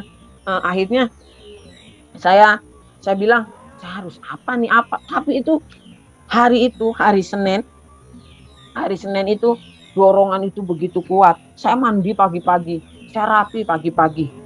Saudara-saudara, kalau pagi-pagi itu kalau orang Islam dia wajib ke musola jam 9 pagi. Yang Kristen wajib ke gereja, yang Buddha wajib ke wihara. Tiba-tiba saudara-saudara, saya melangkahkan kaki saya di hari Senin itu ke gereja di lapas wanita. Saya melangkahkan kaki saya ke gereja, saya masuk ke gereja itu saya malu masuk, malu. Saya nunduk aja, nunduk. Saya duduk paling depan. Karena kalau paling belakang kan saya ditanya-tanya orang. Saya duduk aja paling depan, saya duduk paling depan. Tapi ketika saya duduk, tiba-tiba saya sadar, ya Allah, saya ada di mana ini ya Allah, maafin saya ya Allah. Saya ingat kembali sama Allah saya saat itu. Padahal ketika saya nggak mengalami sinar itu, saya sempat bilang saya nggak mau punya agama, saya mau ninggalin Allah gitu kan. Saat itu saya ingat lagi, ya Allah ampuni saya ya Allah, saya duduk di gereja, saya jadi orang kafir ya Allah, maafin saya ya Allah, ampuni saya ya Allah, saya nggak mau jadi orang kafir ya Allah, saya mau keluar dari gereja itu. Tapi seperti ada yang menahan saya, udah lu duduk di sini, duduk manis di sini. Itu apa ya, maaf kata, pantat saya itu diangkat, nggak mau, benar-benar berat badan saya untuk melangkah keluar gitu, nggak bisa, udah lu duduk manis di sini gitu kan. Sampai akhirnya tamu, pendeta, pelayanan tim dari luar yang melayani ke lapas datang. Tiba-tiba sebelum ibadah dimulai, teman-teman gereja itu datang. Salam Nopi, Salam Nopi, apa kabar? Oh ya, udah ya, ini pokoknya mereka menyambut saya dengan kasih. Mereka beda gitu kan, yang saya alami di dalam kehidupan saya selama saya Muslim gitu. Saya tidak pernah mengalami sambutan yang seperti itulah gitu. Mereka baik-baik ya gitu ya. Saya datang, mereka menyambut dengan sukacita yang luar biasa gitu. Akhirnya saya duduk. Saudara-saudara, ketika worship leader mulai menaikkan penyembahan, saat itu tiba-tiba ada satu rasa yang saya nggak tahu itu apa. Tiba-tiba ketika penyembahan dimulai, hadirat Tuhan semakin berasa, saya jatuh tersungkur, saya nangis di lantai, ngaung-ngaung di gereja itu tanpa saya malu. Nggak ada malu lagi, nggak ada urat malu, nggak ada apa. Pokoknya saya nggak peduli sama siapapun. Saat itu saya nggak tahu apa yang terjadi. Saya juga nggak sadar gitu kan. Saya jatuh tersungkur, saya cium lantai. Tiba-tiba saudara-saudara, di lantai itu seperti Tuhan putar sebuah video, seperti Tuhan taruh layar di situ. Tuhan seperti kasih tahu semua, Nov, ini masa lalumu yang penuh dengan dosa. Ya, kamu pengedar narkoba, kamu menghancurkan masa depan anak-anak remaja, kamu menjadi pengedar uang palsu, berapa banyak orang yang kamu rugikan, betapa banyak orang yang telah kamu sakiti gitu kan. Ini kamu hidup dengan seks bebas, kamu menjadi penari telanjang di diskotik, kamu menjadi LGBT, suka dengan sesama jenis gitu kan. Terus kamu hidup dengan 5 suami pada saat yang bersamaan gitu. Bahkan kamu sempat terlibat dalam sebuah sindikat yang bisa dikatakan lu tuh harus nyakitin orang gitu kan. Jadi benar-benar Tuhan tuh setel, ingetin satu semua kejahatan yang udah saya lakukan. Kayaknya semua dosa udah lo borong gitu kan. Tapi ketika kamu hidup di dalam aku, hidupmu akan kembali suci. Saya tuh seperti dengar suara seperti itu. Saya hanya bisa menangis. Tiba-tiba saya cuma bilang, Tuhan ampuni saya, Tuhan ampuni saya. Padahal seumur hidup saya nggak pernah bilang Tuhan, karena orang tua saya ngajarin jangan pernah bilang Tuhan, karena Tuhan itu banyak, tapi Allah cuma satu. Jangan bilang Allah, Allah itu Allahnya orang Kristen gitu kan. Jadi bilangnya Allah ya. Jangan sampai salah nyebut gitu. Tapi entah hari itu saya menyebut saat itu, Tuhan ampuni saya, Tuhan ampuni saya teriak-teriak, nggak malu. Masuk ke penyembahan kedua, ke lagu kedua, masih dalam suasana penyembahan. Tiba-tiba saya udah selesai dengan tangisan saya, dengan raungan saya, dengan video yang sepertinya Tuhan setel buat saya kembali duduk. Ketika saya duduk, saudara-saudara, itu tiba-tiba saya seperti mendapat satu siraman yang luar biasa. Kepala saya ini sejuk, saudara-saudara. Dari kepala ini sampai relung hati saya ke semuanya, saya seperti dipeluk, saya seperti diselimuti, saya seperti dilindungi, saya seperti bayi yang baru lahir lah pokoknya. Saya bilang, Tuhan terima kasih saat itu. Akhirnya setelah ibadah selesai, saya pulang ke blok, saudara-saudara, saya pulang ke blok saya, ke kamar saya. Ternyata satu lapas sudah dengar kalau saya masuk Kristen. Saya belum masuk Kristen, tapi mereka menganggap saya udah masuk Kristen gitu. Karena saya nggak pernah menyatakan diri saya terima Yesus kan pada saat itu. Saya masuk ke kamar saya, di kamar saya langsung saya dipanggil mata, lo masuk Kristen, lo yakin lo menjadi orang kafir, bla bla, semua. Sampai dari blok ke blok, ketika saya mau jalan ke dapur aja orang melihat saya seperti melihat kotoran, jijik melihat saya. Yang ketika mereka tahu saya ke gereja gitu kan. Hari demi hari saya lewati dengan dimusuhi orang, dibenci orang di penjara itu. Ketika saya ikut Yesus, memang saya nggak berubah 100% saat itu, saudara-saudara, nggak 100% berubah. Tapi banyak hal yang sudah diubahkan Tuhan. Saya mulai belajar bersabar, saya mulai belajar mengalah, saya mulai belajar mengasihi. Walaupun saya pada saat itu ya masih di bawah TK mungkin ya, kerohanian saya masih playgroup. Saya nggak ada yang bimbing, saudara-saudara. Saya nggak ada mentor, saya nggak ada kakak rohani yang membimbing saya untuk saya lebih mengenal lagi siapa Yesus. Nggak ada. Berjalan mengalir gitu aja, tanpa ada yang bimbing saya. Saya cuma baca firman Tuhan, di firman Tuhan mengajarkan kasih, ya saya mengasihi. Itu aja, jadi nggak ada yang mentor ngajarin, lu harus begini, lu harus begitu gitu kan. Nggak ada. Dan saudara-saudara, setiap ibadah di lapas wanita itu, setiap hari, hampir ada altar call. Setiap hamba-hamba Tuhan yang melayani dari luar selalu bilang, siapa yang mau didoain maju ke depan. Saya maju ke depan, saudara-saudara. Saya maju ke depan. Setiap hari selama bertahun-tahun permintaan saya dan doa saya nggak pernah berubah. Saya nggak pernah bilang, Tuhan kalau gue bebas gue pengen jadi orang kaya. Tuhan kalau gue bebas gue pengen punya kerjaan yang enak. Tuhan kalau gue bebas gue pengen punya suami yang kaya, yang ganteng. Enggak. Doa saya cuma satu saat itu. Selama bertahun-tahun sampai saya bebas. Tuhan ini hidup saya mau kasih sama Tuhan. Setiap altar call ke depan, apa yang mau didoain nak? Yang mau didoain, doakan saja, saya tetap setia dan taat sama Tuhan. Saya mau kasih hidup saya buat Tuhan, itu aja.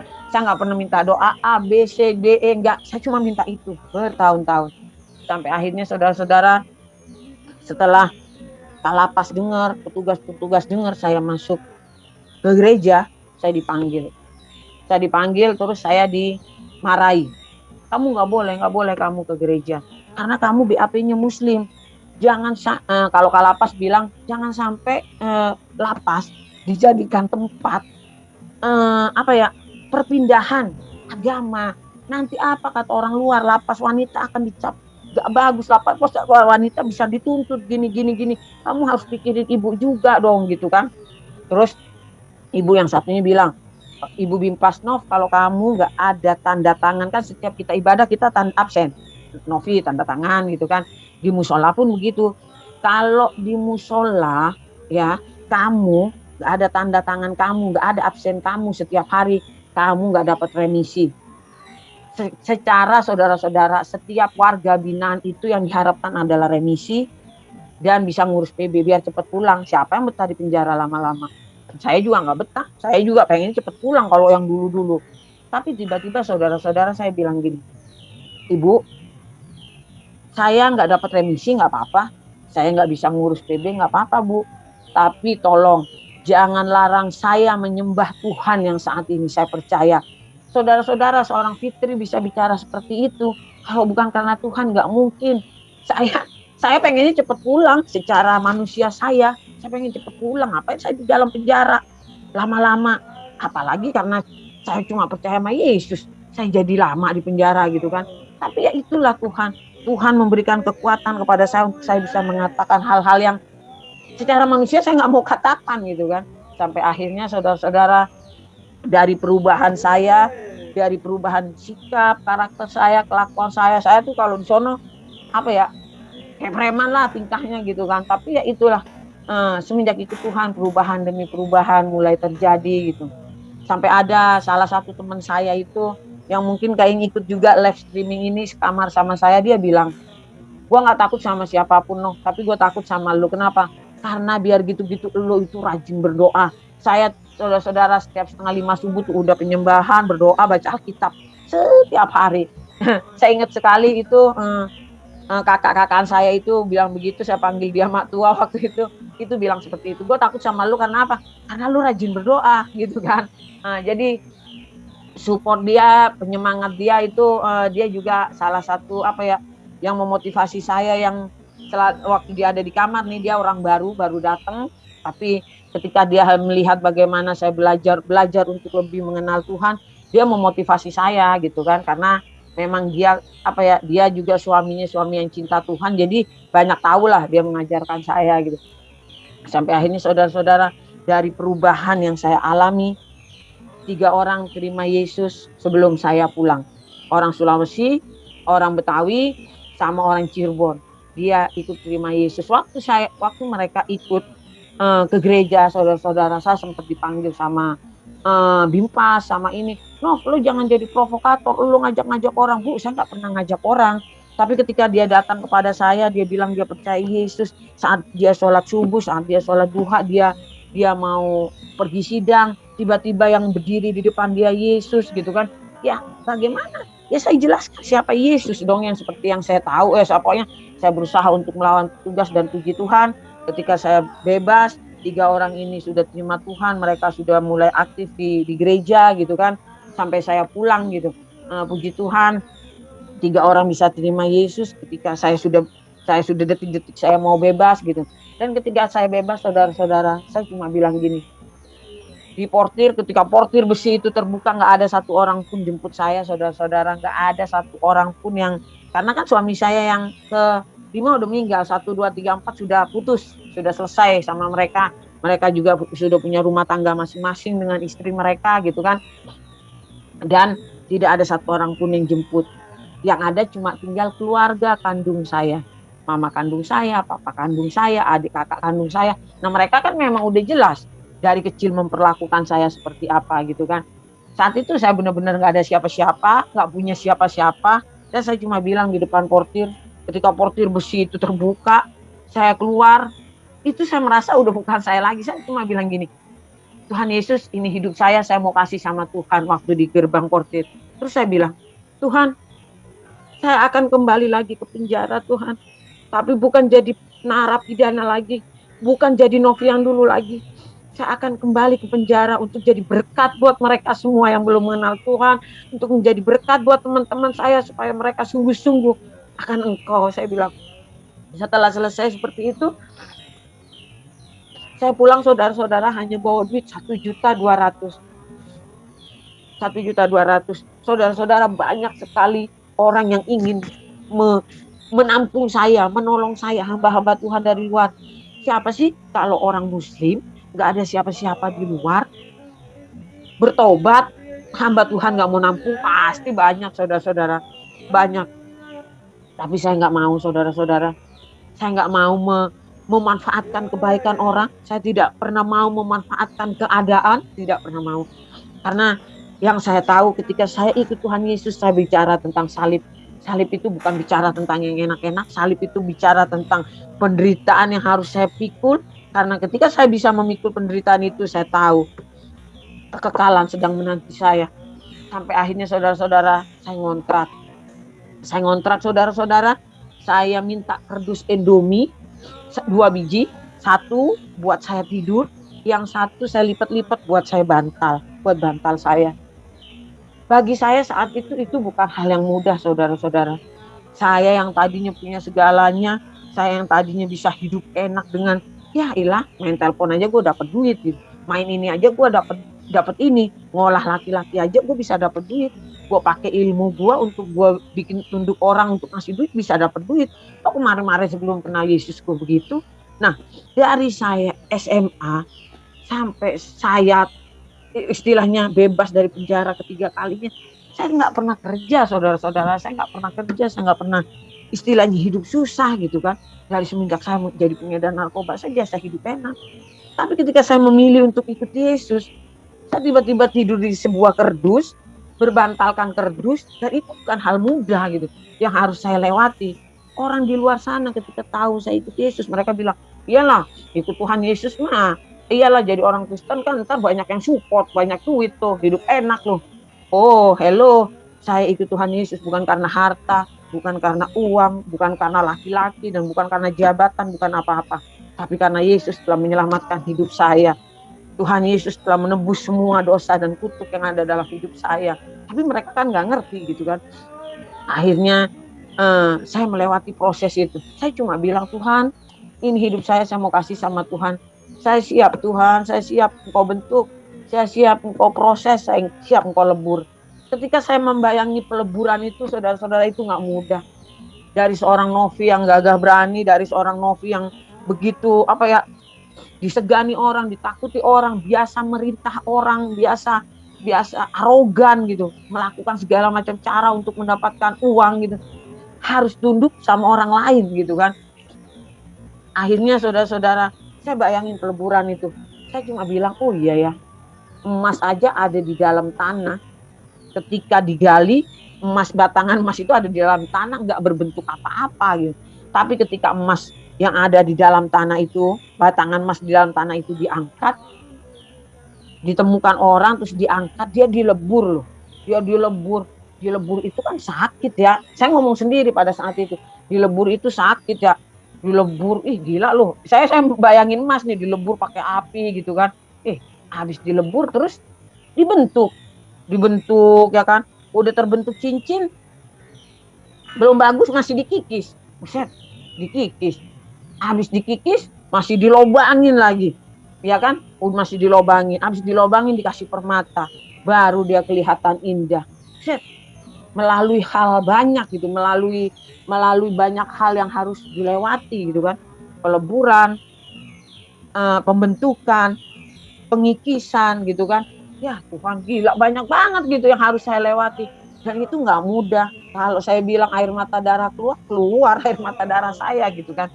Setelah saudara-saudara saya 3 bulan di luar, itu orang tua saya dengar kalau saya terima Yesus. Kakak-kakak saya, saudara-saudara kakak saya itu, kakak saya kan 3 ABRI semua. Kakak ipar saya itu 3 ABRI semua. Karena kan 3 cewek dapat suami ABRI. Kakak kandung saya 3 cowok ABRI semua. Ibu memerintahkan mereka untuk cari saya, bawa pulang, telanjangi dan salib adiknya. Gitu kan. Akhirnya saudara-saudara, saya lari dari sana sini, ngumpet sana sini untuk menghindari mereka. Saya hanya bawa mereka dalam doa saya. Sampai akhirnya suatu ketika saudara-saudara saya jatuh sakit. Saya sakit, saya nggak punya uang, seperak pun saudara-saudara saya nggak punya uang. Saya hanya bertahan dengan uang sisa yang saya bawa dari dalam penjara itu. Buat makan saya ngirit-ngirit.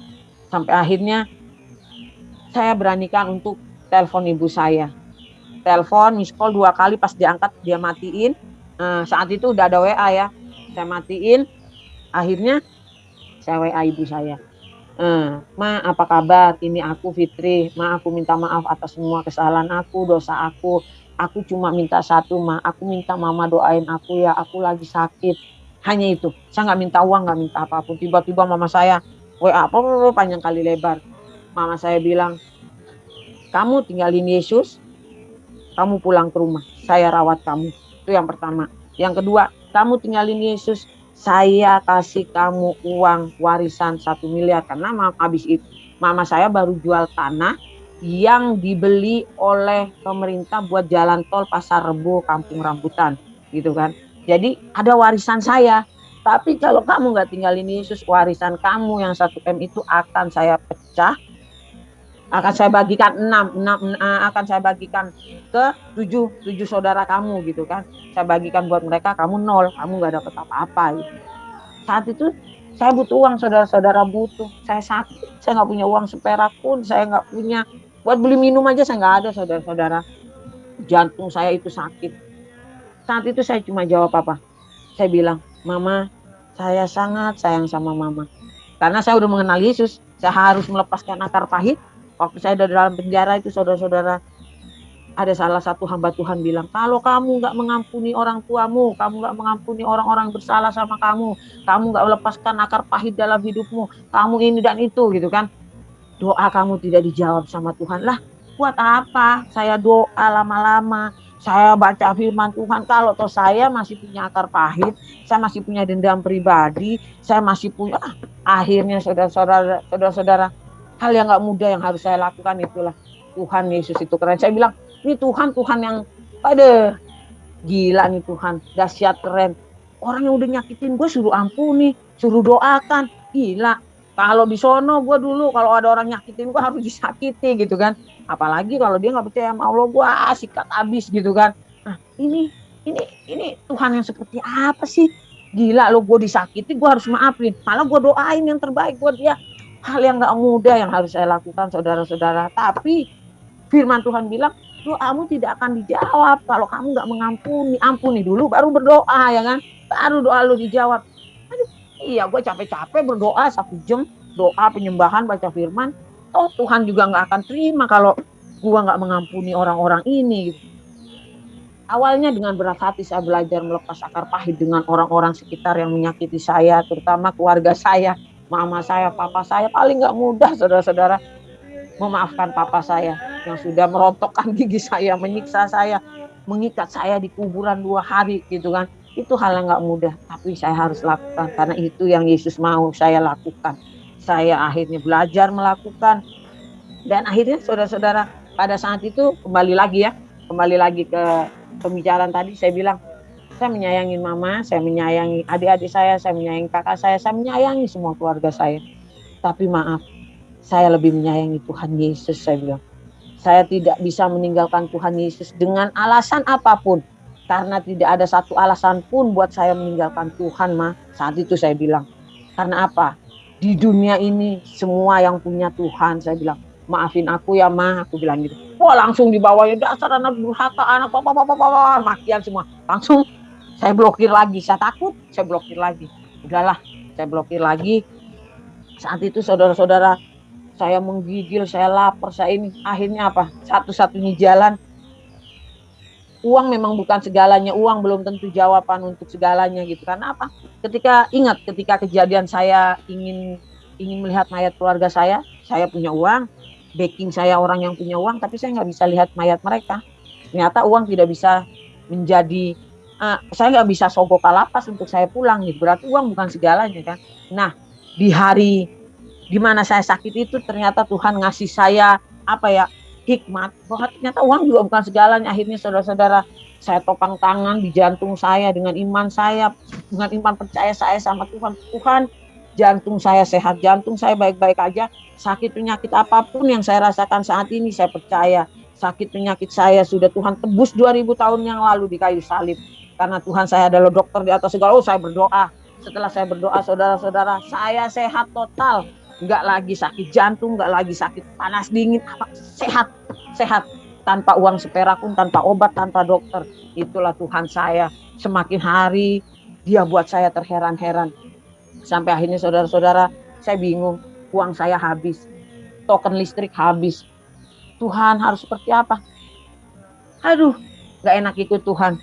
Sampai akhirnya saya pada saat itu, nggak enak ikut Tuhan, ini gue mau ngapain, gue mau kerja apa? Akhirnya saudara-saudara, saya datang ke sebuah warung. Saya datang ke warung itu, saya bilang, Bi, boleh nggak saya kerja di sini, bantuin? Dia jawab, kamu boleh kerja di sini, tapi saya nggak kasih kamu gaji, karena saya nggak bisa gaji kamu. Saya kasih kamu makan sehari 2 kali. Kamu masuk jam 6 pagi, pulang jam 9 malam hanya untuk dua piring nasi, saudara-saudara. Saya makan jam 10 pagi, saya masuk jam 6 pagi kerja. Jam 10 saya dapat makan sama jam 5 sore. Jam 9 malam baru saya pulang. Nah, sampai akhirnya hari demi hari saya lalui. Saya seperti orang buta yang berjalan sendiri. Saya nggak punya komunitas, saya nggak punya apapun. Sampai akhirnya saat itu saya udah mulai punya pacar lagi. Tapi orang Kristen, dia orang Batak, tapi dia juga dia juga ada di salah satu penjara di Tangerang, penjara laki-laki. Dia juga dari latar belakang yang cukup hancur. Dia 3 kali di penjara. Ketiga kalinya di penjara dia mengalami Yesus. Dia mengalami Yesus lebih dulu daripada saya. Dan laki-laki inilah yang menguatkan saya. Dia bilang, untuk makan saya udah nggak susah, saya kerja di warung. Bagaimana untuk hidup saya, cara bayar kontrakan, cara bayar listrik gitu kan. Akhirnya saudara-saudara, eh, calon pacar saya ini dia bilang, kamu harus ada komunitas. Supaya apa? Supaya kamu nggak seperti orang buta berjalan sendiri. Akhirnya kamu akan masuk lubang yang sama. Harus ada komunitas. Akhirnya dia kenalkan salah satu komunitas yang melayani di penjara, Yayasan Goshen. Saya add dia di Facebook, saya add pembina rohaninya. Saya berjumpa dengan beliau, saya datang ke tempat beliau. Lalu beliau cuma bilang gini, kalau kamu mau ikut Tuhan, Nov, ikut Tuhan sungguh-sungguh, tanya Tuhan. Kamu pulang, kamu doa puasa 1 minggu, jangan kaki kanan kamu di surga, tapi kaki kiri kamu terngiang-ngiang di atas neraka. Saya tahu mengangkat kaki kiri ini tidak mudah, karena banyak iblis yang menggelantungi kaki kiri kamu. Tapi coba seminggu kamu kasih jawaban sama saya. Setelah seminggu, saudara-saudara, saya doa puasa, memang gak punya duit juga kan, saya doa puasa. Akhirnya entah itu suara Tuhan tuh begitu menguatkan saya, sampai akhirnya saya bilang, saya mengambil keputusan untuk saya ikut melayani Tuhan. Saya datang lagi ke rumah kakak rohani itu, saya bilang, Kak, saya siap ikut Tuhan, saya siap menyerahkan hidup saya sama Tuhan, saya siap ikut pelayanan. Saat itu saya mulai pelayanan penjara demi penjara bersama kakak rohani saya di yayasan di mana saya ada saat ini. Saya melayani penjara ke penjara. Akhirnya kakak rohani saya bilang, kamu harus ada gereja, Nov, supaya kamu bisa bertumbuh. Karena kan yayasan Goshen di mana saya bernaung ini, itu bukan gereja.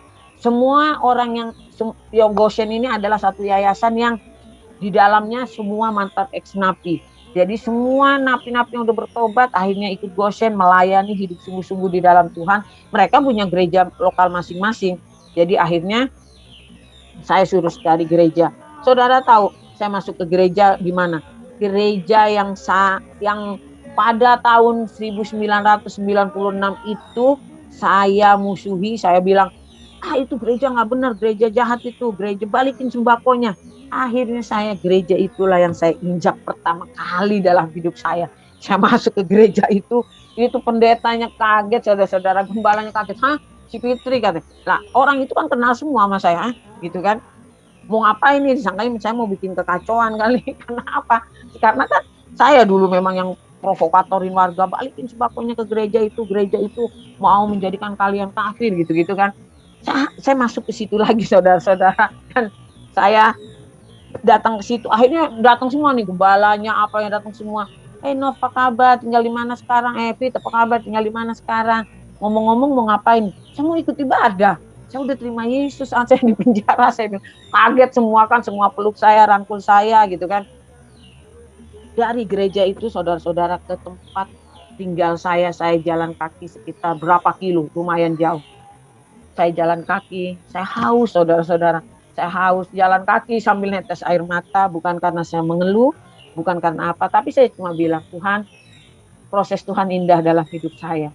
Tuhan tuh benar-benar kikis loh semua kesombongan saya, kecongkakan saya, keangkuhan saya, daging saya semua Tuhan rontokkan. Saya mencoba untuk menyangkal diri setiap hari, setiap detik saya sangkal diri saya, untuk saya nggak kembali ke dunia lama saya. Saya jalan kaki, saudara-saudara, ke gereja itu jauh-jauh. Saya haus, saya lapar, saya tahan. Jadi kalau orang bilang, lu ikut Tuhan karena lu pengen kaya, lu ikut Tuhan karena, mereka tidak tahu. Salib yang saya pikul itu terasa ringan karena saya memikulnya bersama Yesus. Seandainya saya nggak pikul bersama Yesus, salib saya itu berat.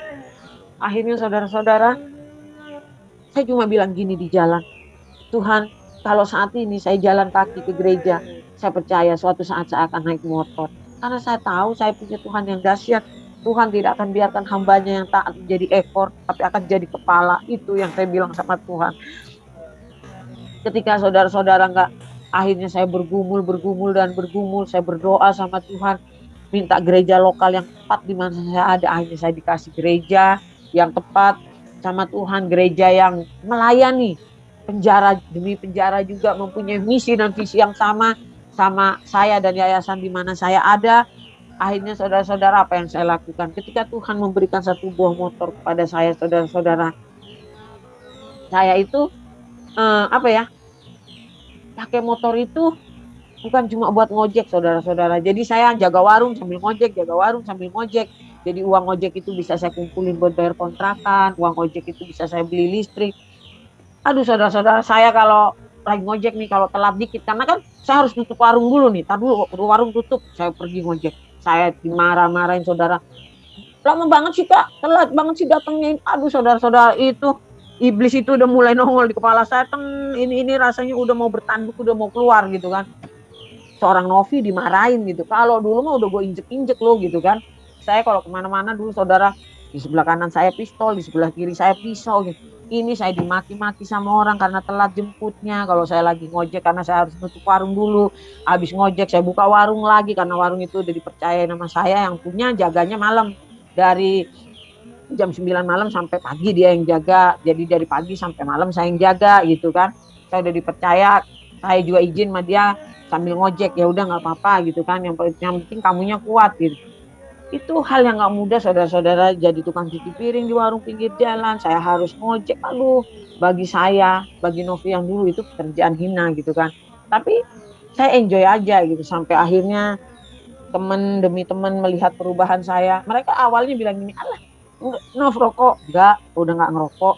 Alah, munafik lo nggak ngerokok paling sehari 2 hari, besok juga lo ngerokok, gila lo 8 bungkus bisa berhenti dari mana? Gua aja yang sehari 2 bungkus nggak bisa berhenti, kata mereka kan. Saya nggak perlu menceritakan bahwa saya hidup dalam terang, saya nggak perlu menceritakan, oh gua anak Yesus nih, weh gua udah berubah nih, enggak. Saya nggak pernah cerita itu sama orang, karena saya tahu terang dan gelap tidak akan pernah bisa bersatu. Dimanapun terang itu berada, tetap terang itu bersinar, tetap terang itu bercahaya. Dan ketika ada Yesus dalam hidup saya, Yesus itu pasti terlihat kalau kita benar-benar hidup dalam terangnya Tuhan. Dampaknya itu benar-benar akan terasa, buahnya bisa dinikmati banyak orang. Itu prinsip saya. Saya nggak perlu berkoar-koar, gue udah bertobat, gue udah insaf, enggak. Tapi hari demi hari orang-orang yang membenci saya, ada yang sebagian gini, ada yang sebagian benci karena mereka jadi nggak punya teman. Gue beli narkoba sama Novi, gue beli ini apa Novi, gue butuh uang palsu sama Novi. Sekarang Novi nggak lagi. Mereka jadi benci saya dong. Mereka maksudnya, jadi channel gue jadi nggak ada nih gitu kan, putus link nih gue gitu. Ada yang membenci saya karena mereka tahu saya terima Yesus. Mereka membenci saya karena saya jadi orang kafir. Karena setiap hari saya lewatin itu masjid musola almarhum kakek saya, tanah yang diwakafin untuk, karena saya terkenal anak ustadz gitu kan. Ada yang membenci saya karena keluar jalur dari agama Islam ke Kristen. Ada juga yang membenci saya karena mereka kehilangan link seorang sahabat yang sejati dalam dosa gitu kan. Prinsip saya gini saudara-saudara, saat saya ada di dunia kegelapan, saya berani mati-matian untuk jual narkoba, nggak takut ditangkap polisi, nggak takut ditembak, nggak takut disetrum, nggak kapok di penjara berkali-kali. Masa ketika saya dalam Tuhan saya takut gitu. Jadi ketika saya dalam Tuhan saya nggak pernah takut apapun. Saya belajar untuk menginjili di jalanan, saya belajar untuk melakukan apa yang Tuhan mau dalam hidup saya. Saya belajar untuk menceritakan kebaikan Tuhan sama tetangga kanan kiri saya yang muslim gitu. Tapi ya puji Tuhan, sampai detik ini Tuhan menyertai dan melindungi saya. Pelayanan yang saya lakukan dari penjara ke penjara bersama tim Goshen, baik tim gereja di mana saya ada juga melayani ke penjara. Kami juga melayani ke panti-panti rehab, ke panti gangguan jiwa juga gitu. Pelayanan pribadi yang saya lakukan bersama suami itu kami fokuskan untuk anak-anak jalanan. Karena prinsip saya gini, saya dulu nggak punya masa depan, saya dulu nggak punya harapan, saya dulu nggak tahu masa depan saya apa sih. Yang saya tahu cuma uang, uang dan uang gitu. Saya nggak pernah bermimpi apapun, saya nggak pernah punya tujuan yang jelas dalam hidup saya. Ketika saya bicara dengan anak-anak di jalanan, ngobrol sama mereka, saya tanya, cita-cita kamu apa? Saya nggak punya cita-cita kak. Jadi kamu nggak bermimpi akan masa depan? Enggak. Pokoknya yang kita cari uang, kita beli minum, kita beli obat-obatan. Kalau nggak beli lem Aibon, kalau nggak punya duit, itu udah indah kak. Habis itu tidur, besok pagi kita ngamen, besok pagi kita ini. Jadi mereka nggak punya harapan, mereka nggak punya masa depan. Dan dari orang-orang seperti inilah saya ingin mereka lah yang menjadi pembawa kabar masa depan buat mereka. Saya ingin dari anak-anak jalanan ini akan lahir satu laskar Kristus yang memberitakan masa depan itu sungguh ada ketika kita hidup di dalam Yesus. Itu yang sedang saya lakukan bersama suami saya. Itu nggak mudah, saudara-saudara. Saya aja kadang-kadang suka gini, aduh Tuhan, kok Tuhan bawa gua ke ini sih gitu. Saya dulu, saudara-saudara, melihat orang kotor aja jijik. Tapi setiap malam saya nih jam 8 malam pergi keluar, ngobrol sama mereka, makan bareng sama mereka. Sampai, maaf kata ya, bukan saya nggak berhikmat, bukan saya nggak takut akan COVID-19, takut. Tapi saya percaya, kalau orang lain nggak ada yang keluar untuk menginjili, makan bersama anak-anak di jalanan, lalu siapa? Tuhan mungkin memang udah Tuhan tempatkan saya di situ, ya udah. Saya percaya ketika saya mau melangkah keluar, saya berdoa dalam nama Yesus, perlindungan Tuhan sempurna buat saya. Saya duduk malam ngobrol sama mereka, sharing sama mereka, makan sama mereka. Sampai detik ini, walaupun harus jaga prokes ya, saat ini saya sedang hamil, saudara-saudara. Perkiraan dokter 5 minggu lagi saya melahirkan. Topang dalam doa, semua proses persalinan berjalan dengan lancar. Di tengah kehamilan saya semakin hari semakin membesar, itu tidak membuat saya terus, aduh gue gak keluar lah, gue di rumah aja lah, enggak. Tapi saya semakin menggebu-gebu dalam melayani Tuhan. Saya cuma sempat bilang gini sama kakak rohani saya kemarin, waktu saya demam, Kak, orang hamil itu kalau kena COVID kan nggak boleh minum obat, karena obatnya keras. Terus ada orang hamil, Kak, 2 orang meninggal karena COVID, karena dia nggak bisa minum obat apa-apa gitu. Nah, saya cuma bilang gini, makanya kamu jaga prokes. Saya cuma bilang gini aja lah, Kak. Hidup adalah Kristus, mati adalah keuntungan. Kalau memang gue mati, berarti udah selesai tugasku di dunia, aku ketemu Tuhan Yesus. Aduh, indah banget, udah itu aja. Itu yang membuat saya tidak takut, tidak lari dari panggilan saya. Saya tetap menginjili, saya tetap menemui anak-anak jalanan setiap malam. Nanti malam nih jam 8 saya keluar lagi bersama suami, pulang jam 10 malam gitu kan. Itu saya lakukan karena apa? Karena begitu rindu saya akan jiwa. Saya tahu, saya cuma bilang gini, yang saya mengerti. Saya nggak banyak hafal firman Tuhan, tapi saya ketika saya membaca firman Tuhan, satu firman Tuhan aja ingin saya hidupi setiap hari. Saya baca satu pasal nih, satu firman, satu ayat aja saya hidupi satu hari. Itu udah gini, keren ya. Kadang satu firman Tuhan aja bisa 1 minggu kita menghidupinya. Karena nggak mudah menghidupi firman Tuhan dalam kehidupan kita. Kita terkadang kelihatan kudus, kelihatan baik saat bersama-sama dengan tim kita mungkin, tapi saat keluar dari tim, saat kita udah keluar dari pelayanan gereja atau apapun, itulah dirimu yang sebenarnya gitu kan. Dan itu yang berusaha untuk saya terapkan dalam hidup saya bersama suami saya, karena suami saya juga bersyukur punya suami mantan penjahat ya, tapi saat ini dia sudah menjadi penjahit.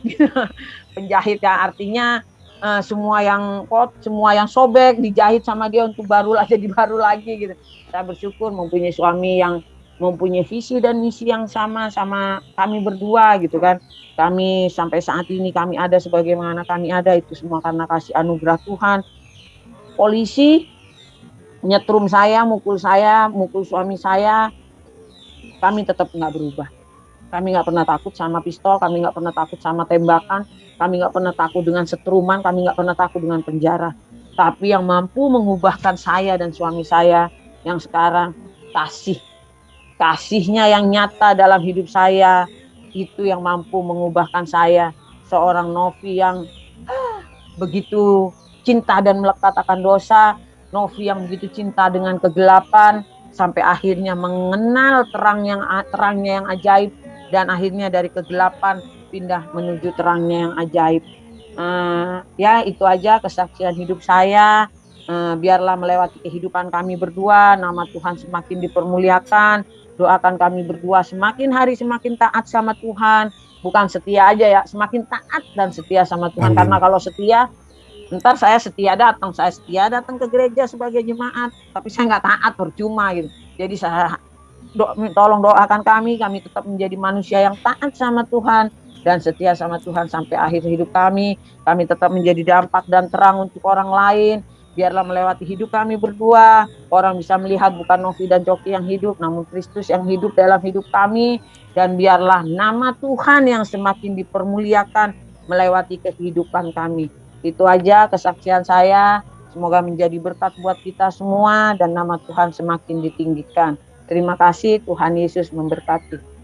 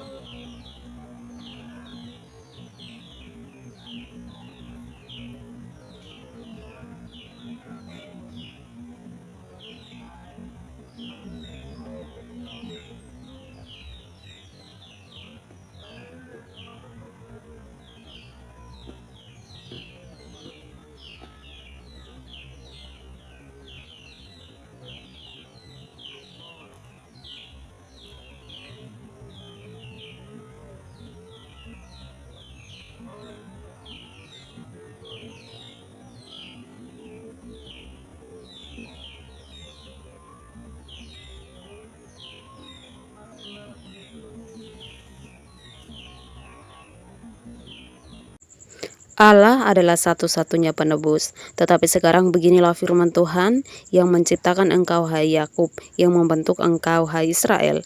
Janganlah takut, sebab aku telah menebus engkau. Aku telah memanggil engkau dengan namamu. Engkau ini kepunyaanku. Apabila engkau menyeberang melalui air, aku akan menyertai engkau. Atau melalui sungai-sungai, engkau tidak akan dihanyutkan. Apabila engkau berjalan melalui api, engkau tidak akan dihanguskan, dan nyala api tidak akan membakar engkau. Sebab akulah Tuhan Allahmu, yang Maha Kudus, Allah Israel, Yerusalemmu. Aku menebus engkau dengan Mesir, dan memberikan Ethiopia dan juga Sheba sebagai gantimu. Oleh karena engkau berharga di mataku dan mulia, dan aku ini mengasihi engkau, maka aku memberikan manusia sebagai gantimu, dan bangsa-bangsa sebagai ganti nyawamu. Janganlah takut, sebab aku ini menyertai engkau. Aku akan mendatangkan anak cucumu dari timur, dan aku akan menghimpun engkau dari barat. Aku akan berkata kepada utara, berikanlah, dan kepada selatan, jangan tahan-tahan. Bawalah anak-anakku laki-laki dari jauh, dan anak-anakku perempuan dari ujung-ujung bumi. Semua orang yang disebutkan dengan namaku, yang kuciptakan untuk kemuliaanku, yang kubentuk dan yang juga kujadikan. Ya sahabat Tuhan, demikianlah firman yang sudah kita dengarkan dalam Yesaya 43 ayat 1 hingga ayat yang ke-7. Tuhan Yesus memberkati kita semua dan memberkati saudara kita yang baru selesai kesaksian. Tuhan Yesus terus memberkati dan membentuknya menjadi orang yang jauh lebih baik. Sekian dan terima kasih. Salam, sampai jumpa di kesaksian-kesaksian berikutnya. Haleluya. Amin.